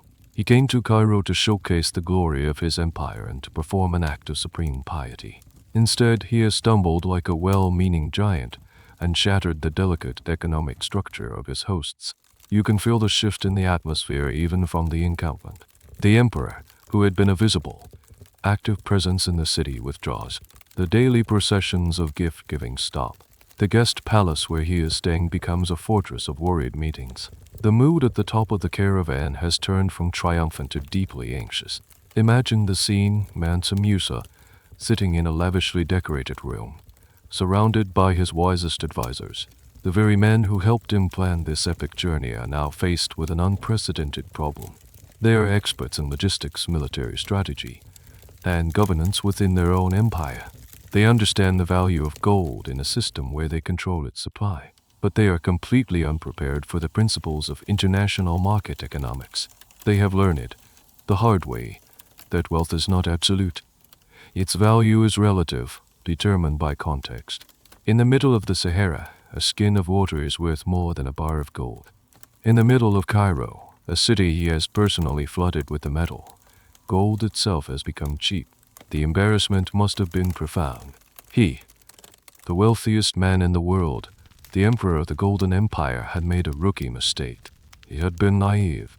His generosity, which he saw as a reflection of his piety and power, was now being seen as the clumsy act of an unsophisticated foreigner. It's a classic case of good intentions leading to disastrous consequences, a theme that resonates throughout history. There is a fascinating, though perhaps apocryphal, story that illustrates his dawning horror. It's said that he tried to buy a book, a rare illuminated Quran, from a Cairene merchant.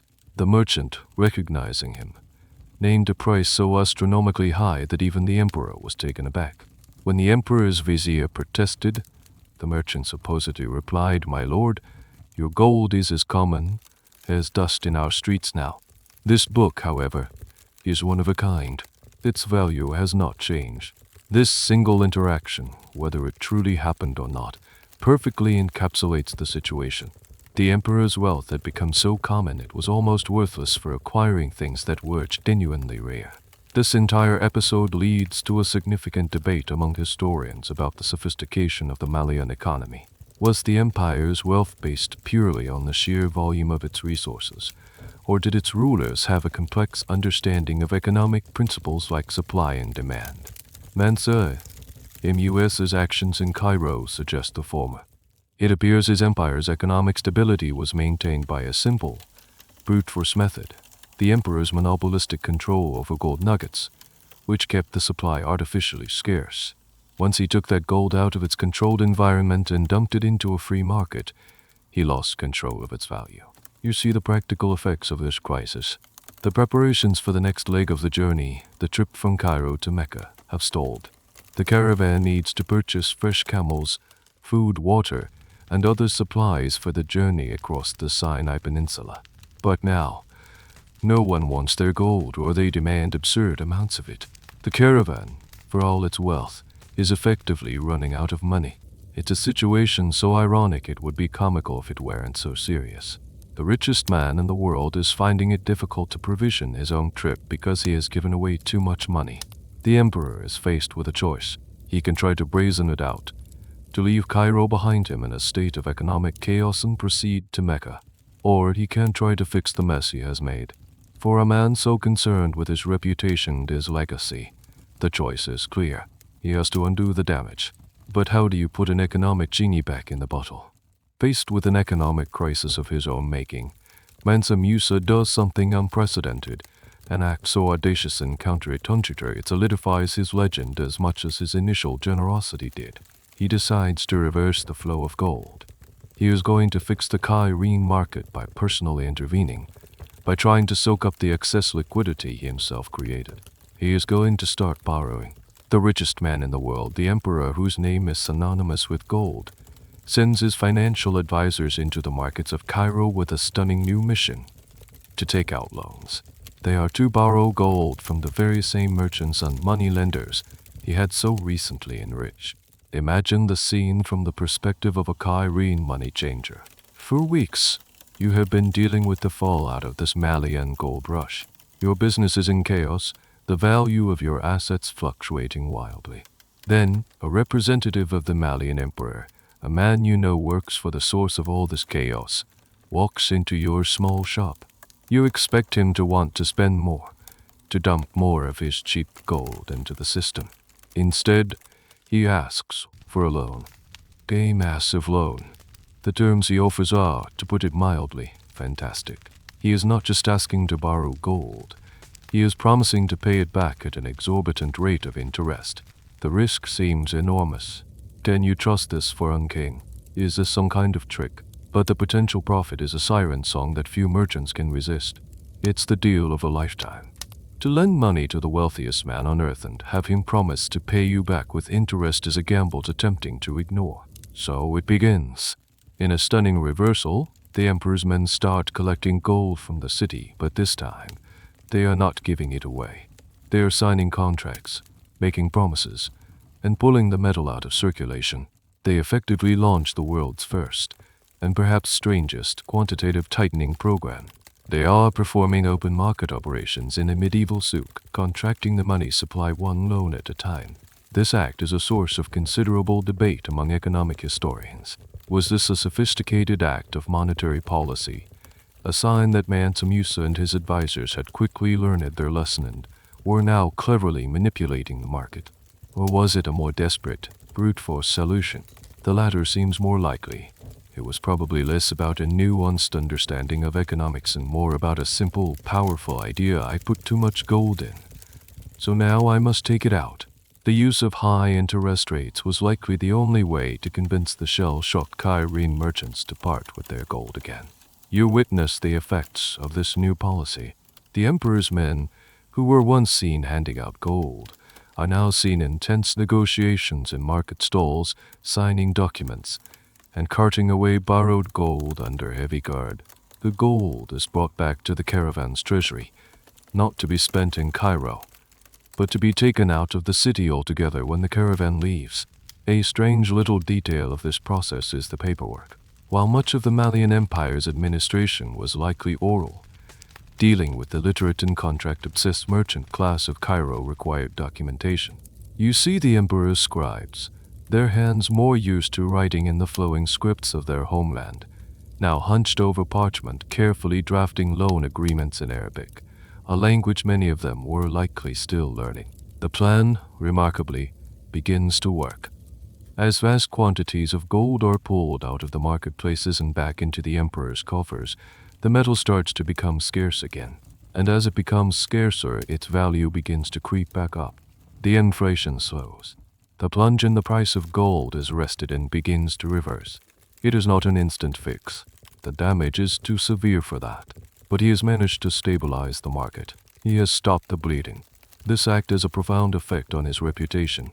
It changes the narrative from one of a naive, bumbling foreigner to one of a powerful and responsible ruler. He broke the market with his wealth, and then he fixed it with his credit. He demonstrated that his power was not just in the gold he possessed, but in the trust he could command. He was good for his word. And in the world of medieval commerce, a man's word, his creditworthiness, was a form of power all its own. With the crisis averted, or at least mitigated, and the caravan's supplies finally secured, paid for with the newly borrowed, and now more valuable, gold, the preparations for the next stage of the journey can be completed. Mansa Musa has left an indelible mark on Cairo, a chaotic, unforgettable legacy of generosity, crisis, and recovery. He has also taken on a massive burden of debt. The richest man in the world is now officially in debt to the merchants of Cairo. This fact will have serious consequences for the long journey home. With the Cairene economic crisis partially staunched and the caravan respolied, a new energy buzzes through the camp. The long, strange, and educational layover in Egypt is finally over. The true purpose of this entire endeavor is now within reach, the holy city of Mecca. The order is given to break camp, and the great mobile city, which has sat dormant in the shadow of the pyramids for months, stirs back to life. The departure from Cairo is a far more subdued affair than the arrival. There are no grand processions, no ostentatious displays of gold. The mood is one of grim purpose. The experience in Cairo has been a sobering one for everyone, from the emperor down to the humblest camel driver. The world is more complex than you had imagined. The caravan that leaves Egypt is wiser, more cynical, and considerably more in debt than the one that arrived. You now journey east into the Sinai Peninsula. This is a different kind of desert from the Sahara. It's not a sea of sand, but a rugged, mountainous landscape of stark, rocky peaks and desolate valleys. The terrain is more challenging, the paths narrow and more treacherous. You are following a route trodden by pilgrims and traders for centuries, a path sanctified by its own deep history. The same landscape that witnessed the wanderings of Moses and the Israelites. The atmosphere within the caravan has changed. The easy camaraderie of the early days has been replaced by a more focused piety. As you draw closer to the heart of the Islamic world, the religious aspect of the journey comes to the forefront. The calls to prayer are more frequent, the evening gatherings more often devoted to religious instruction than to storytelling. The emperor himself sets the tone, spending much of his time in study and prayer with the scholars he has brought with him. You are no longer just travelers. You are pilgrims in the final stages of your approach. There is a sense of purification, of shedding the worldly concerns and distractions of Cairo. The economic chaos, the diplomatic maneuvering. All of it seems to fade into the background, replaced by a singular spiritual focus. A fascinating detail of this part of the journey is the observance of Iram, the state of ritual purity that a pilgrim must enter before performing the Hajj. For men, this involves shedding their fine, tailored clothes, the silks and embroidered cottons, and donning to simple, seamless white sheets. Imagine the sight, this vast caravan, once a river of color and opulence, transforming into a sea of austere white. Nobles, soldiers, merchants, and artisans like yourself, all stripped of their outward signs of status, all equal in the eyes of God. The gold staffs are put away, the ornate saddles replaced with simple ones. It's a powerful visual representation of the journey's spiritual core. This act of stripping away finery would have been particularly resonant for Mansa Musa's caravan. The very identity of the procession had been its wealth. To voluntarily set that aside was a profound statement. Historians debate how strictly this was observed by all 60,000 participants, but it is central to the official narrative of the pilgrimage. It was a visual and spiritual reset. The journey across the Sinai is arduous. The sun beats down on the rocky landscape, the heat radiating off the stones. Water is once again a constant, pressing concern. But there is a destination in sight now, a known endpoint. This gives a strength and a resilience to the march that was absent during the desperate, featureless crossing of the Sahara. Finally, after weeks of travel, you arrive at the coast of the Red Sea. Here, a fleet of ships, arranged and paid for by the emperor, using his borrowed Cairene gold, is waiting to ferry the entire caravan across the water to the port of Jeddah, the gateway to Mecca. The logistics of transporting 60,000 people and their animals by sea are staggering, another testament to the immense organizational power of the expedition. You board a ship, a crowded, creaking wooden vessel. For you, a child of the landlocked savannah, the experience of being on the open sea is both terrifying and exhilarating. You watch the coast of Africa recede, the continent that has been your entire world, shrinking into a thin line on the horizon. The water is a startling turquoise blue, a color you have never seen before. The air smells of salt and sea life. The crossing is relatively quick. Soon a new coastline appears. This is Arabia. You have arrived. From Jeddah, it is a short, final journey overland to the holiest city.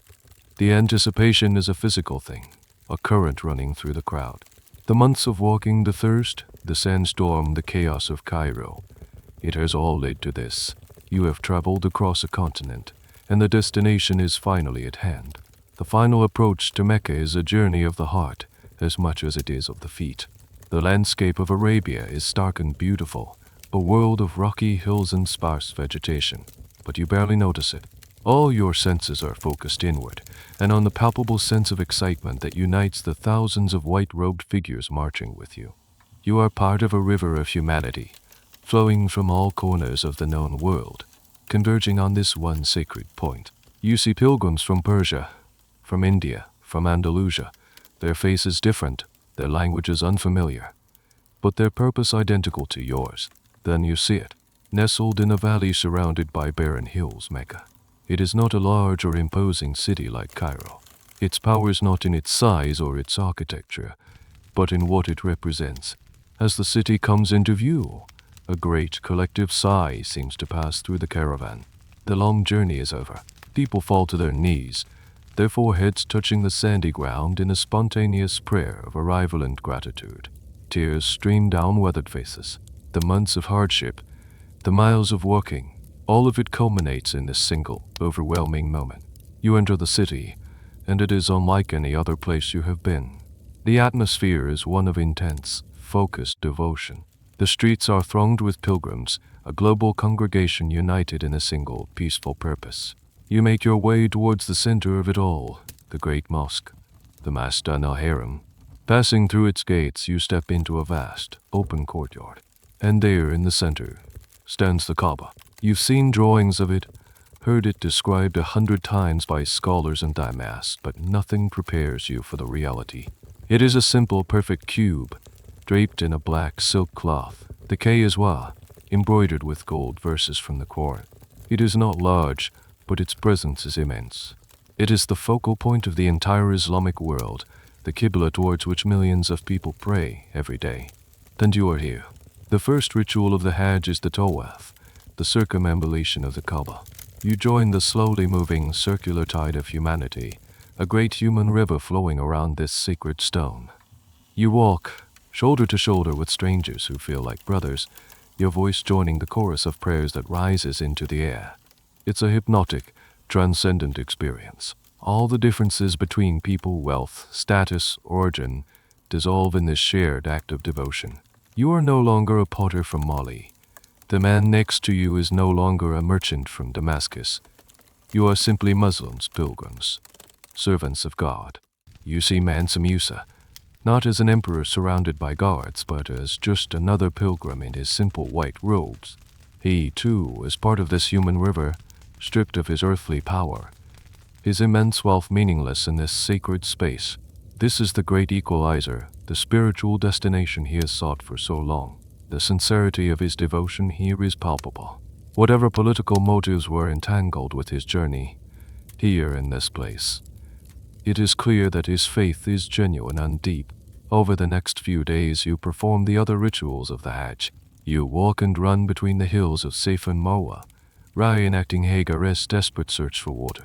You travel to the plain of Arafat, standing from noon to sunset in prayer and contemplation, considered the spiritual peak of the pilgrimage. You participate in the symbolic stoning of the devil at Mina. Each ritual is physically demanding but spiritually uplifting, connecting you to a history that stretches back to the Prophet Abraham. A little-known fact about the Hajj in this period is the sheer logistical challenge of providing for hundreds of thousands of pilgrims. While the Mamluk Sultan was the nominal protector of the holy cities, a wealthy patron like Mansa Musa arriving with his own massive resources was a significant event. He continued his practice of giving alms, but it was different. He funded the digging of new wells, provided food for poor pilgrims, and paid for improvements to the facilities. His wealth, which had caused such chaos in the commercial hub of Cairo, he replied to a system of charity and public works, its effects purely beneficial. This part of his spending is often what his Islamic chroniclers chose to emphasize, cementing his reputation as a pious and generous ruler within the Muslim world. As the Hajj concludes, there is a final tawaf. You circled the Kaaba one last time, a farewell to this place that has been the goal of your entire journey. You feel change. The world seems both larger and smaller. Larger because you have seen its diversity and its vastness. Smaller because you have felt a profound connection to people from its farthest corners. The state of ihram is lifted. You can put on your normal clothes again. The return of color and individual identity feels strange after the uniformity of the white robes. The emperor is once again an emperor. The merchants are merchants, and you are a potter. But something fundamental has shifted. You have completed the pilgrimage. You carry the honorific title of Haji now. You have been to the center of your world. Now, only one thing remains, the long, long journey home. The journey back from Mecca is a different beast entirely. The spiritual elation of the Hajj slowly fades, replaced by the grim, practical reality of the road ahead. The caravan that reassembles in Jeddah is not the same one that left Cairo. The sense of unified purpose has frayed, the shared spiritual high giving way to individual exhaustion. The goal has been achieved, and now all anyone can think about is home. The journey home is always harder. The anticipation that fueled you on the way out is gone, replaced by a weary, bone-deep longing for the familiar. And for your caravan, the return journey is uniquely perilous. The emperor's grand gesture in Cairo, borrowing massive sums of gold to stabilize the market, now comes home to roost. He has to pay those debts. This means the vast reserves of gold that made the outward journey a spectacle of wealth are gone. The caravan is, to put it bluntly, broke. The crossing of the Red Sea is managed, but upon landing back in Egypt, the situation becomes dire. The emperor must honor his commitments to the Cairene merchants. You watch as a significant portion of the caravan's remaining treasury is paid out, settling the high-interest loans. What's left is barely enough to provision the caravan for the grueling trans-Saharan trek that lies ahead. The opulence is gone. The fine silks are worn and tattered. The herald's gold staffs have long been packed away. Perhaps even sold. The caravan is now a shadow of its former self, a threadbare, weary procession. The return journey through Cairo is a quiet, almost shamefaced affair. There are no parades, no gift-giving. The caravan skirts the main city as much as possible, resting only long enough to purchase the absolute bare necessities. The reception from the locals is cool and distant. You are yesterday's news, the source of a strange economic story they will tell for generations. Then you turn your backs on the Nile and face the Sahara once more. If the first crossing was a trial by fire, this second one is a trial by attrition. The caravan is weaker, the supplies are scarcer, and morale is dangerously low. The discipline that held the column together on the way out begins to fray. Small arguments become bitter fights. The soldiers have to work harder to maintain order. You march back through the same desolate landscapes, but they feel different now. The alien wonder is gone, replaced by a grim familiarity. You recognize the taste of the brackish water from the salt pan oases. You remember the suffocating fear of the sandstorm. This time, there is no novelty to distract from the misery. There is only the endless walking, the heat, the thirst, and the gnawing uncertainty of whether your supplies will last. A curious and tragic detail of the return journey, mentioned by the chroniclers, is the loss of life. While the outward journey was remarkably successful in preserving the lives of its participants, the return was far more deadly. Disease, malnutrition, and exhaustion took a heavy toll. Every day, it seems, another small funeral procession breaks off from the main column to bury a fellow traveler in a shallow, sandy grave. The moving city is shrinking.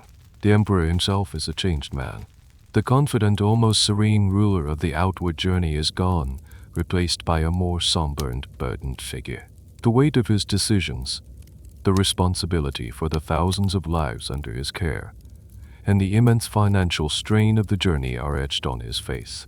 He has seen the wider world, and the experience has cost him dearly, both financially and personally. It's on this return leg that one of the most poignant episodes of the entire journey is said to have occurred. The caravan was so short on funds that when passing through Cairo, Mansa Musa had to send one of his commanders back to the moneylenders he had just repaid, this time to ask for a new, smaller loan, just to buy enough flour and water to get them back across the desert. This specific detail is debated by historians. Some think it's an exaggeration to dramatize his fall from grace, but it captures the essence of the situation. The man who broke the gold market had to beg for credit to feed his people. You trudge onward, one foot in front of the other. Your fine glazed bowl from Cairo, once a treasured souvenir, is now just a heavy, useless object you have to carry. Your thoughts are stripped down to the basics: water, food, the next footstep, and the distant, shimmering dream of home. The journey has become a penance, a long, hard road of consequence for the brief, glittering moment of glory. After what feels like a lifetime, the caravan finally stumbles out of the far side of the Sahara. The first sight of the sparse, scrubby vegetation of the Sahel, the transitional zone south of the desert, is met with the same profound relief as the first sight of the Nile, months, or is it years, ago. You have survived. You are back in your own part of the world. The air is warmer and more humid. The soil under your feet is reed and familiar. You are on the home stretch. The caravan is a tattered remnant of the glorious procession that set out from me on high. You are thinner, darker from the sun, your clothes patched and worn. You have lost friends and neighbors to the hardships of the road. You are weary to your very soul, but you are also changed in ways you are only just beginning to understand. You have seen the world. You have seen Cairo and Mecca, the desert and the sea. You carry those vast landscapes inside you. As you get closer to the heart of the Mali Empire, something remarkable becomes apparent. The emperor may have spent all his gold, but he did not return empty-handed. In Cairo, and to a lesser extent in Mecca, he had been on a shopping spree of a different kind. He didn't just borrow gold, he recruited talent. He had spent a fortune, using his fame and the promise of royal patronage, to persuade some of the brightest minds of the Islamic world to return with him to Mali. You begin to see them, these new additions to the caravan. They stand out. There is a man named Abu Ishaq el-Seychelles, a renowned poet and architect from Andalusia, the Moorish kingdom in Spain. whom the emperor had met in Mecca. He is a man accustomed to the refined courts of Granada, now bouncing on the back of a camel in the West African savannah. There are scholars, doctors, and scientists from Cairo, their arms laden not with gold, but with precious, leather-bound books. There are jurists and theologians, experts in Islamic law. These people are the emperor's new treasure. They are his most expensive and most valuable souvenirs. He has spent his material wealth, a renewable resource for his empire, and exchanged it for something far more precious: knowledge, culture, and new ideas. Gold can be mined, but a brilliant mind must be found and cultivated. This recruitment drive is one of the most historically significant and debated aspects of the pilgrimage. Was this an intentional plan from the beginning, to use the Hajj as an opportunity for a massive brain drain from the established Islamic centers? Or was it an idea that formed in Mansa Musa's mind as he experienced the intellectual and cultural ferment of Cairo? It was likely a bit of both. He was a pious man, but also a shrewd ruler who recognized the value of intellectual capital.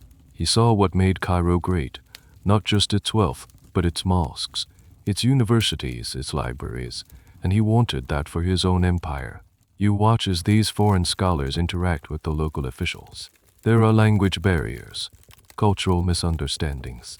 The Andalusian architect, Al-Seychelles, used to working with the intricate tile work and carved stone of his homeland, now looks with a mixture of confusion and fascination at the flowing, organic forms of Malian mud brick architecture.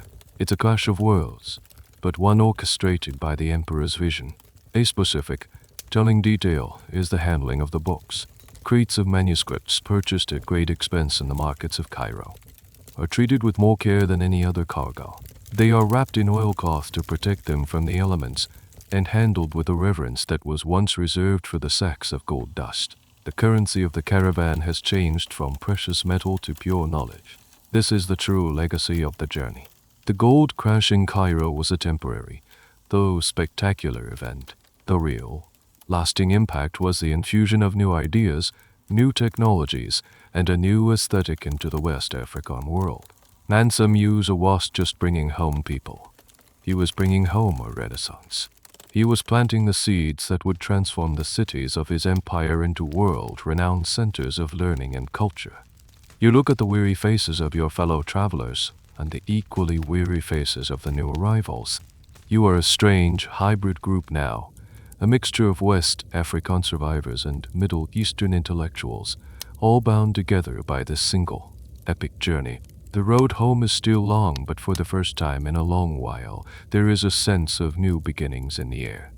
The emperor may have left his gold in Cairo, but he was bringing the future of his empire home on the backs of his camels. The final leg of the journey takes you through the northern territories of your own empire. The landscapes become greener and more familiar with each passing day. You begin to see people who look like you, who speak your language. The news of the emperor's return spreads like a savannah fire, and villagers come out to greet the caravan, offering fresh food and water. The relief is immense. You are no longer strangers in a strange land. You are home.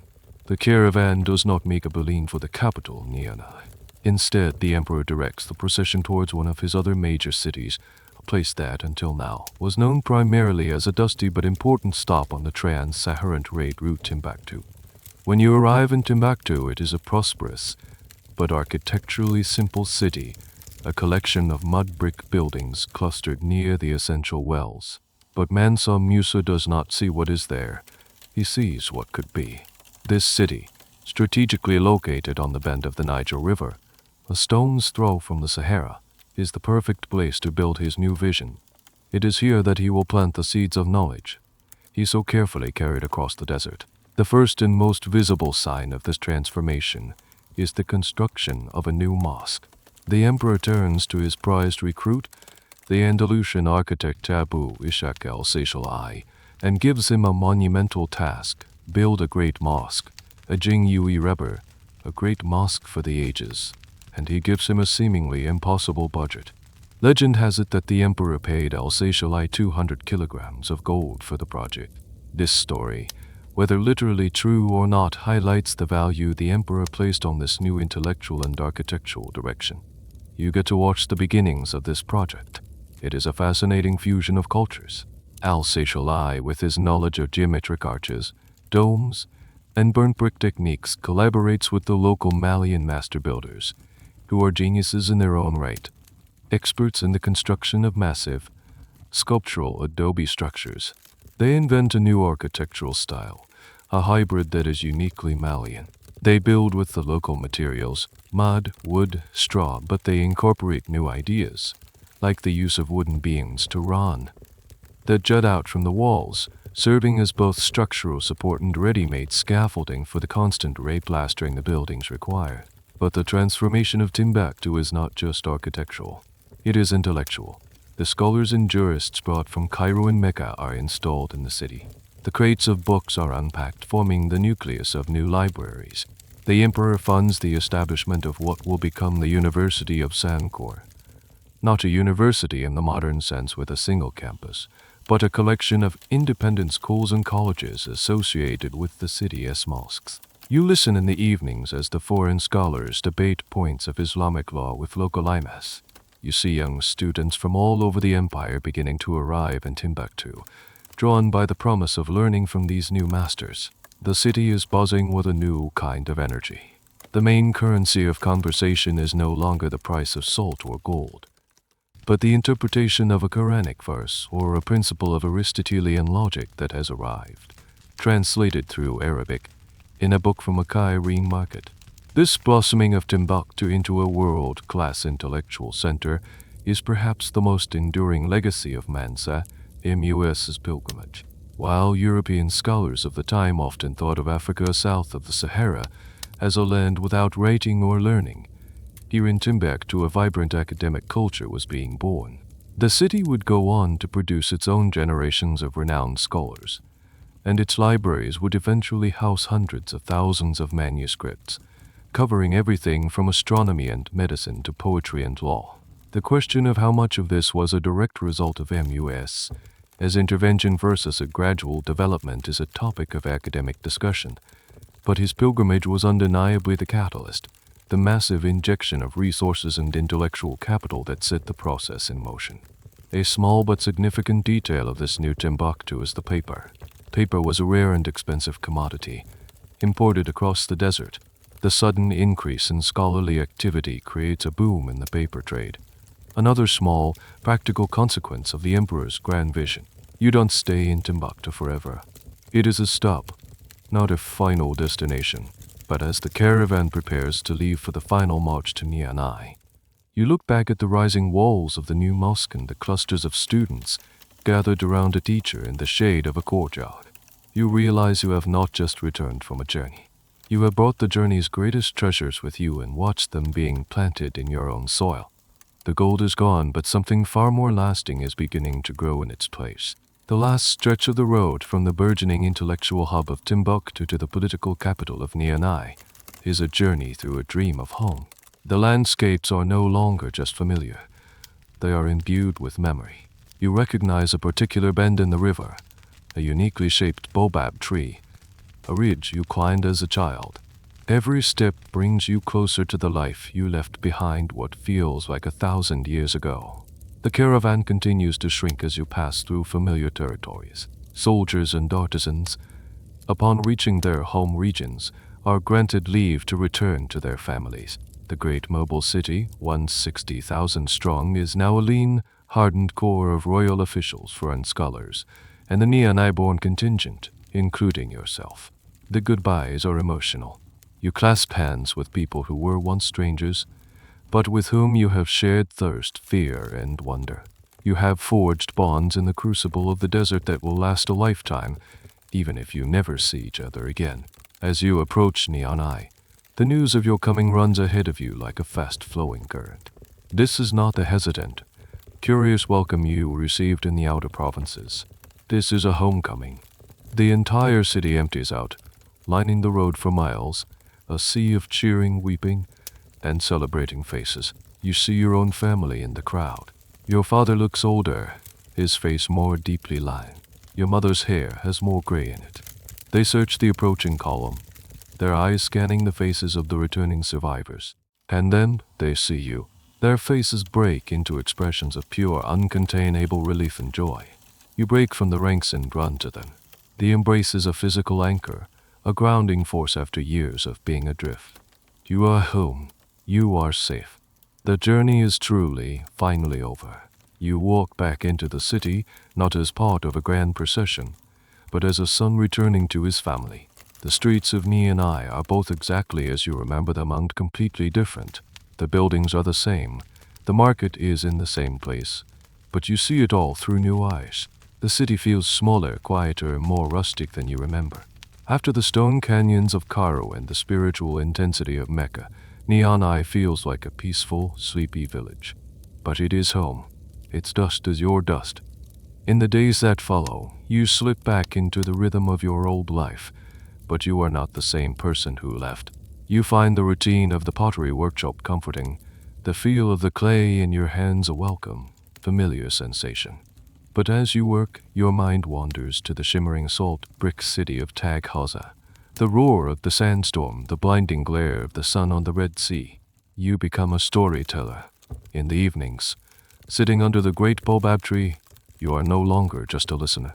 You are the one who holds the crowd's attention. You tell them of the cities built of salt, of the river so wide you cannot see the other side of the strange, pale-faced Mamluks, and of the sacred, tube-shaped house of God. Your little glazed bowl from Cairo, which you managed to carry all the way home, is passed from hand to hand, a tangible piece of another world. The question of how the returning pilgrims reintegrated into Malian society is a fascinating one, though not well documented. Did their newfound status as Hajjs give them social prestige? Almost certainly. Did their experiences make them restless? It's hard to imagine they didn't. They had seen the world, and it's impossible to unsee it. They, like the books and scholars, were now conduits for new ideas and perspectives within the empire. One small, personal change you notice is your sense of taste. After months of surviving on dried meat and hard bread, the fresh fruits and spiced stews of home taste like the most exquisite luxuries imaginable. You have a newfound appreciation for the simple, everyday abundance of your own land. You look towards the royal palace. It is quiet again. The emperor has returned, not to rest, but to govern, his mind filled with new ambitions for his empire, fueled by all he has seen. The journey has cost him a fortune, but it has given him a new vision. The Mali you have returned to is on the cusp of a golden age, an era of intellectual flowering and architectural innovation, all paid for by the experiences of the great pilgrimage. You are no longer just a subject of a rich king. You are a participant in a grand historical moment, a witness to the journey that changed your empire and yourself forever. You are home, but a part of you will always be out there, walking on the hut's end under an Indus sky. Years pass. The dust of the great journey has long settled, but its impact continues to ripple outwards, shaping your world in ways both grand and subtle. You are older now, your hands more gnarled from the potter's wheel, your face lined with the memory of a desert sun. The journey is no longer a fresh, raw experience, but a collection of stories you have told so many times they have taken on the smooth, polished quality of river stones. The most profound legacy of the pilgrimage is not in Nianai, but in the wider world's perception of your empire. Before the journey, Mali was a rumor, a half-believed myth on the fringes of European and Middle Eastern maps. It was the mysterious land from whence the gold came. After Mansa Musa's spectacular economy-breaking tour, Mali was a known entity. It was a real place, with a real and incredibly powerful emperor. You hear from the cross-desert traders about the maps. Cartographers in Majorca and Catalonia, the great map-making centers of Europe, begin to draw West Africa with new detail. And on these maps, for the first time, they draw a figure of a king. You see a copy of one of these drawings, the famous Catalan Atlas of 1375. There, sitting enthroned in the heart of West Africa, is a regal black man wearing a golden crown, holding a golden scepter in one hand and a massive, gleaming nugget of gold in the other. Underneath him is the caption, "This black lord is called Musa Mali, Lord of the Blacks of Guinea. So abundant is the gold which is found in his country that he is the richest and most noble king in all the land." This image, this single drawing, is the direct consequence of the journey you took. It is the culmination of the golden staffs, the charitable giving, the stories that spread from the markets of Cairo to the ports of the Mediterranean. Mansa Musa set out to put his empire on the map, and he succeeded beyond his wildest dreams. He had created a brand, an identity for his empire that was inextricably linked with unimaginable wealth. However, this fame was a double-edged sword, a fact that historians are still evaluating. While it brought prestige and encouraged trade and diplomatic contact, it also painted a giant, glittering target on the empire. The legend of the Golden King would fuel European interest in West Africa for centuries to come, eventually contributing to the age of exploration and the subsequent tragic history of exploitation and colonization. The seeds of future hardship were sown by the very act that created the empire's golden age. Back in your own life, the changes are more personal. The glazed bowl from Cairo sits on a shelf in your home, a constant, quiet reminder of your past. The architectural style pioneered by Alsatial in Timbuktu has begun to influence buildings even in Niamey, with new mosques and public buildings showing a greater elegance of form. The scholars the emperor brought back have trained a new generation of Malian thinkers, and the intellectual life of the empire is richer and more vibrant than ever before. You sometimes see the other survivors of the journey in the marketplace. You share a look, a silent acknowledgement of the immense thing you experienced together. You are a special fraternity, bound by shared memory. You remember the taste of brackish water and the overwhelming joy of seeing the Nile. You remember the roar of the sandstorm and the silent, circling devotion around the Kaaba. One evening, as an old man, you sit with your grandchildren, the firelight casting dancing shadows on the walls of your home. They beg you for a story, not of the lion prince Andiata, but of your story, the story of the great pilgrimage. You start to speak, your voice low and raspy. We awoke before the sun, you begin. A horn blew, a single deep note that shook the earth. You tell them of the journey of its hardships and its wonders. You tell them of the emperor who, through an act of piety and ambition, changed the world's idea of his kingdom. The legend of Mansa Musa becomes the new epic of your people, told by greats and grandfathers alike. It is a complex story, one of faith, wealth, naive generosity, unintended consequences, and ultimate transformation. It is a story about how a single journey can reshape the destiny of an empire and lodge itself forever in the memory of the world. And you were there. You walked every step of the way. You saw the gold. You endured the sand. And you came home to tell the tale. The story, in a way, never truly ends. It echoes, fading into the soft hum of the night. The great caravan has reached its final destination, dissolving back into the fabric of the land, leaving behind not just memories, but a world subtly unpermanently altered. The footsteps in the sand have long been erased by the wind. The voices of the pilgrims have fallen silent, but the legacy of their journey breathes in the whisper of history. Imagine yourself now drifting away from the fireside, away from the storyteller's voice. You float above the savannah, seeing the lights of Niamey and Timbuktu twinkling below like earthbound stars.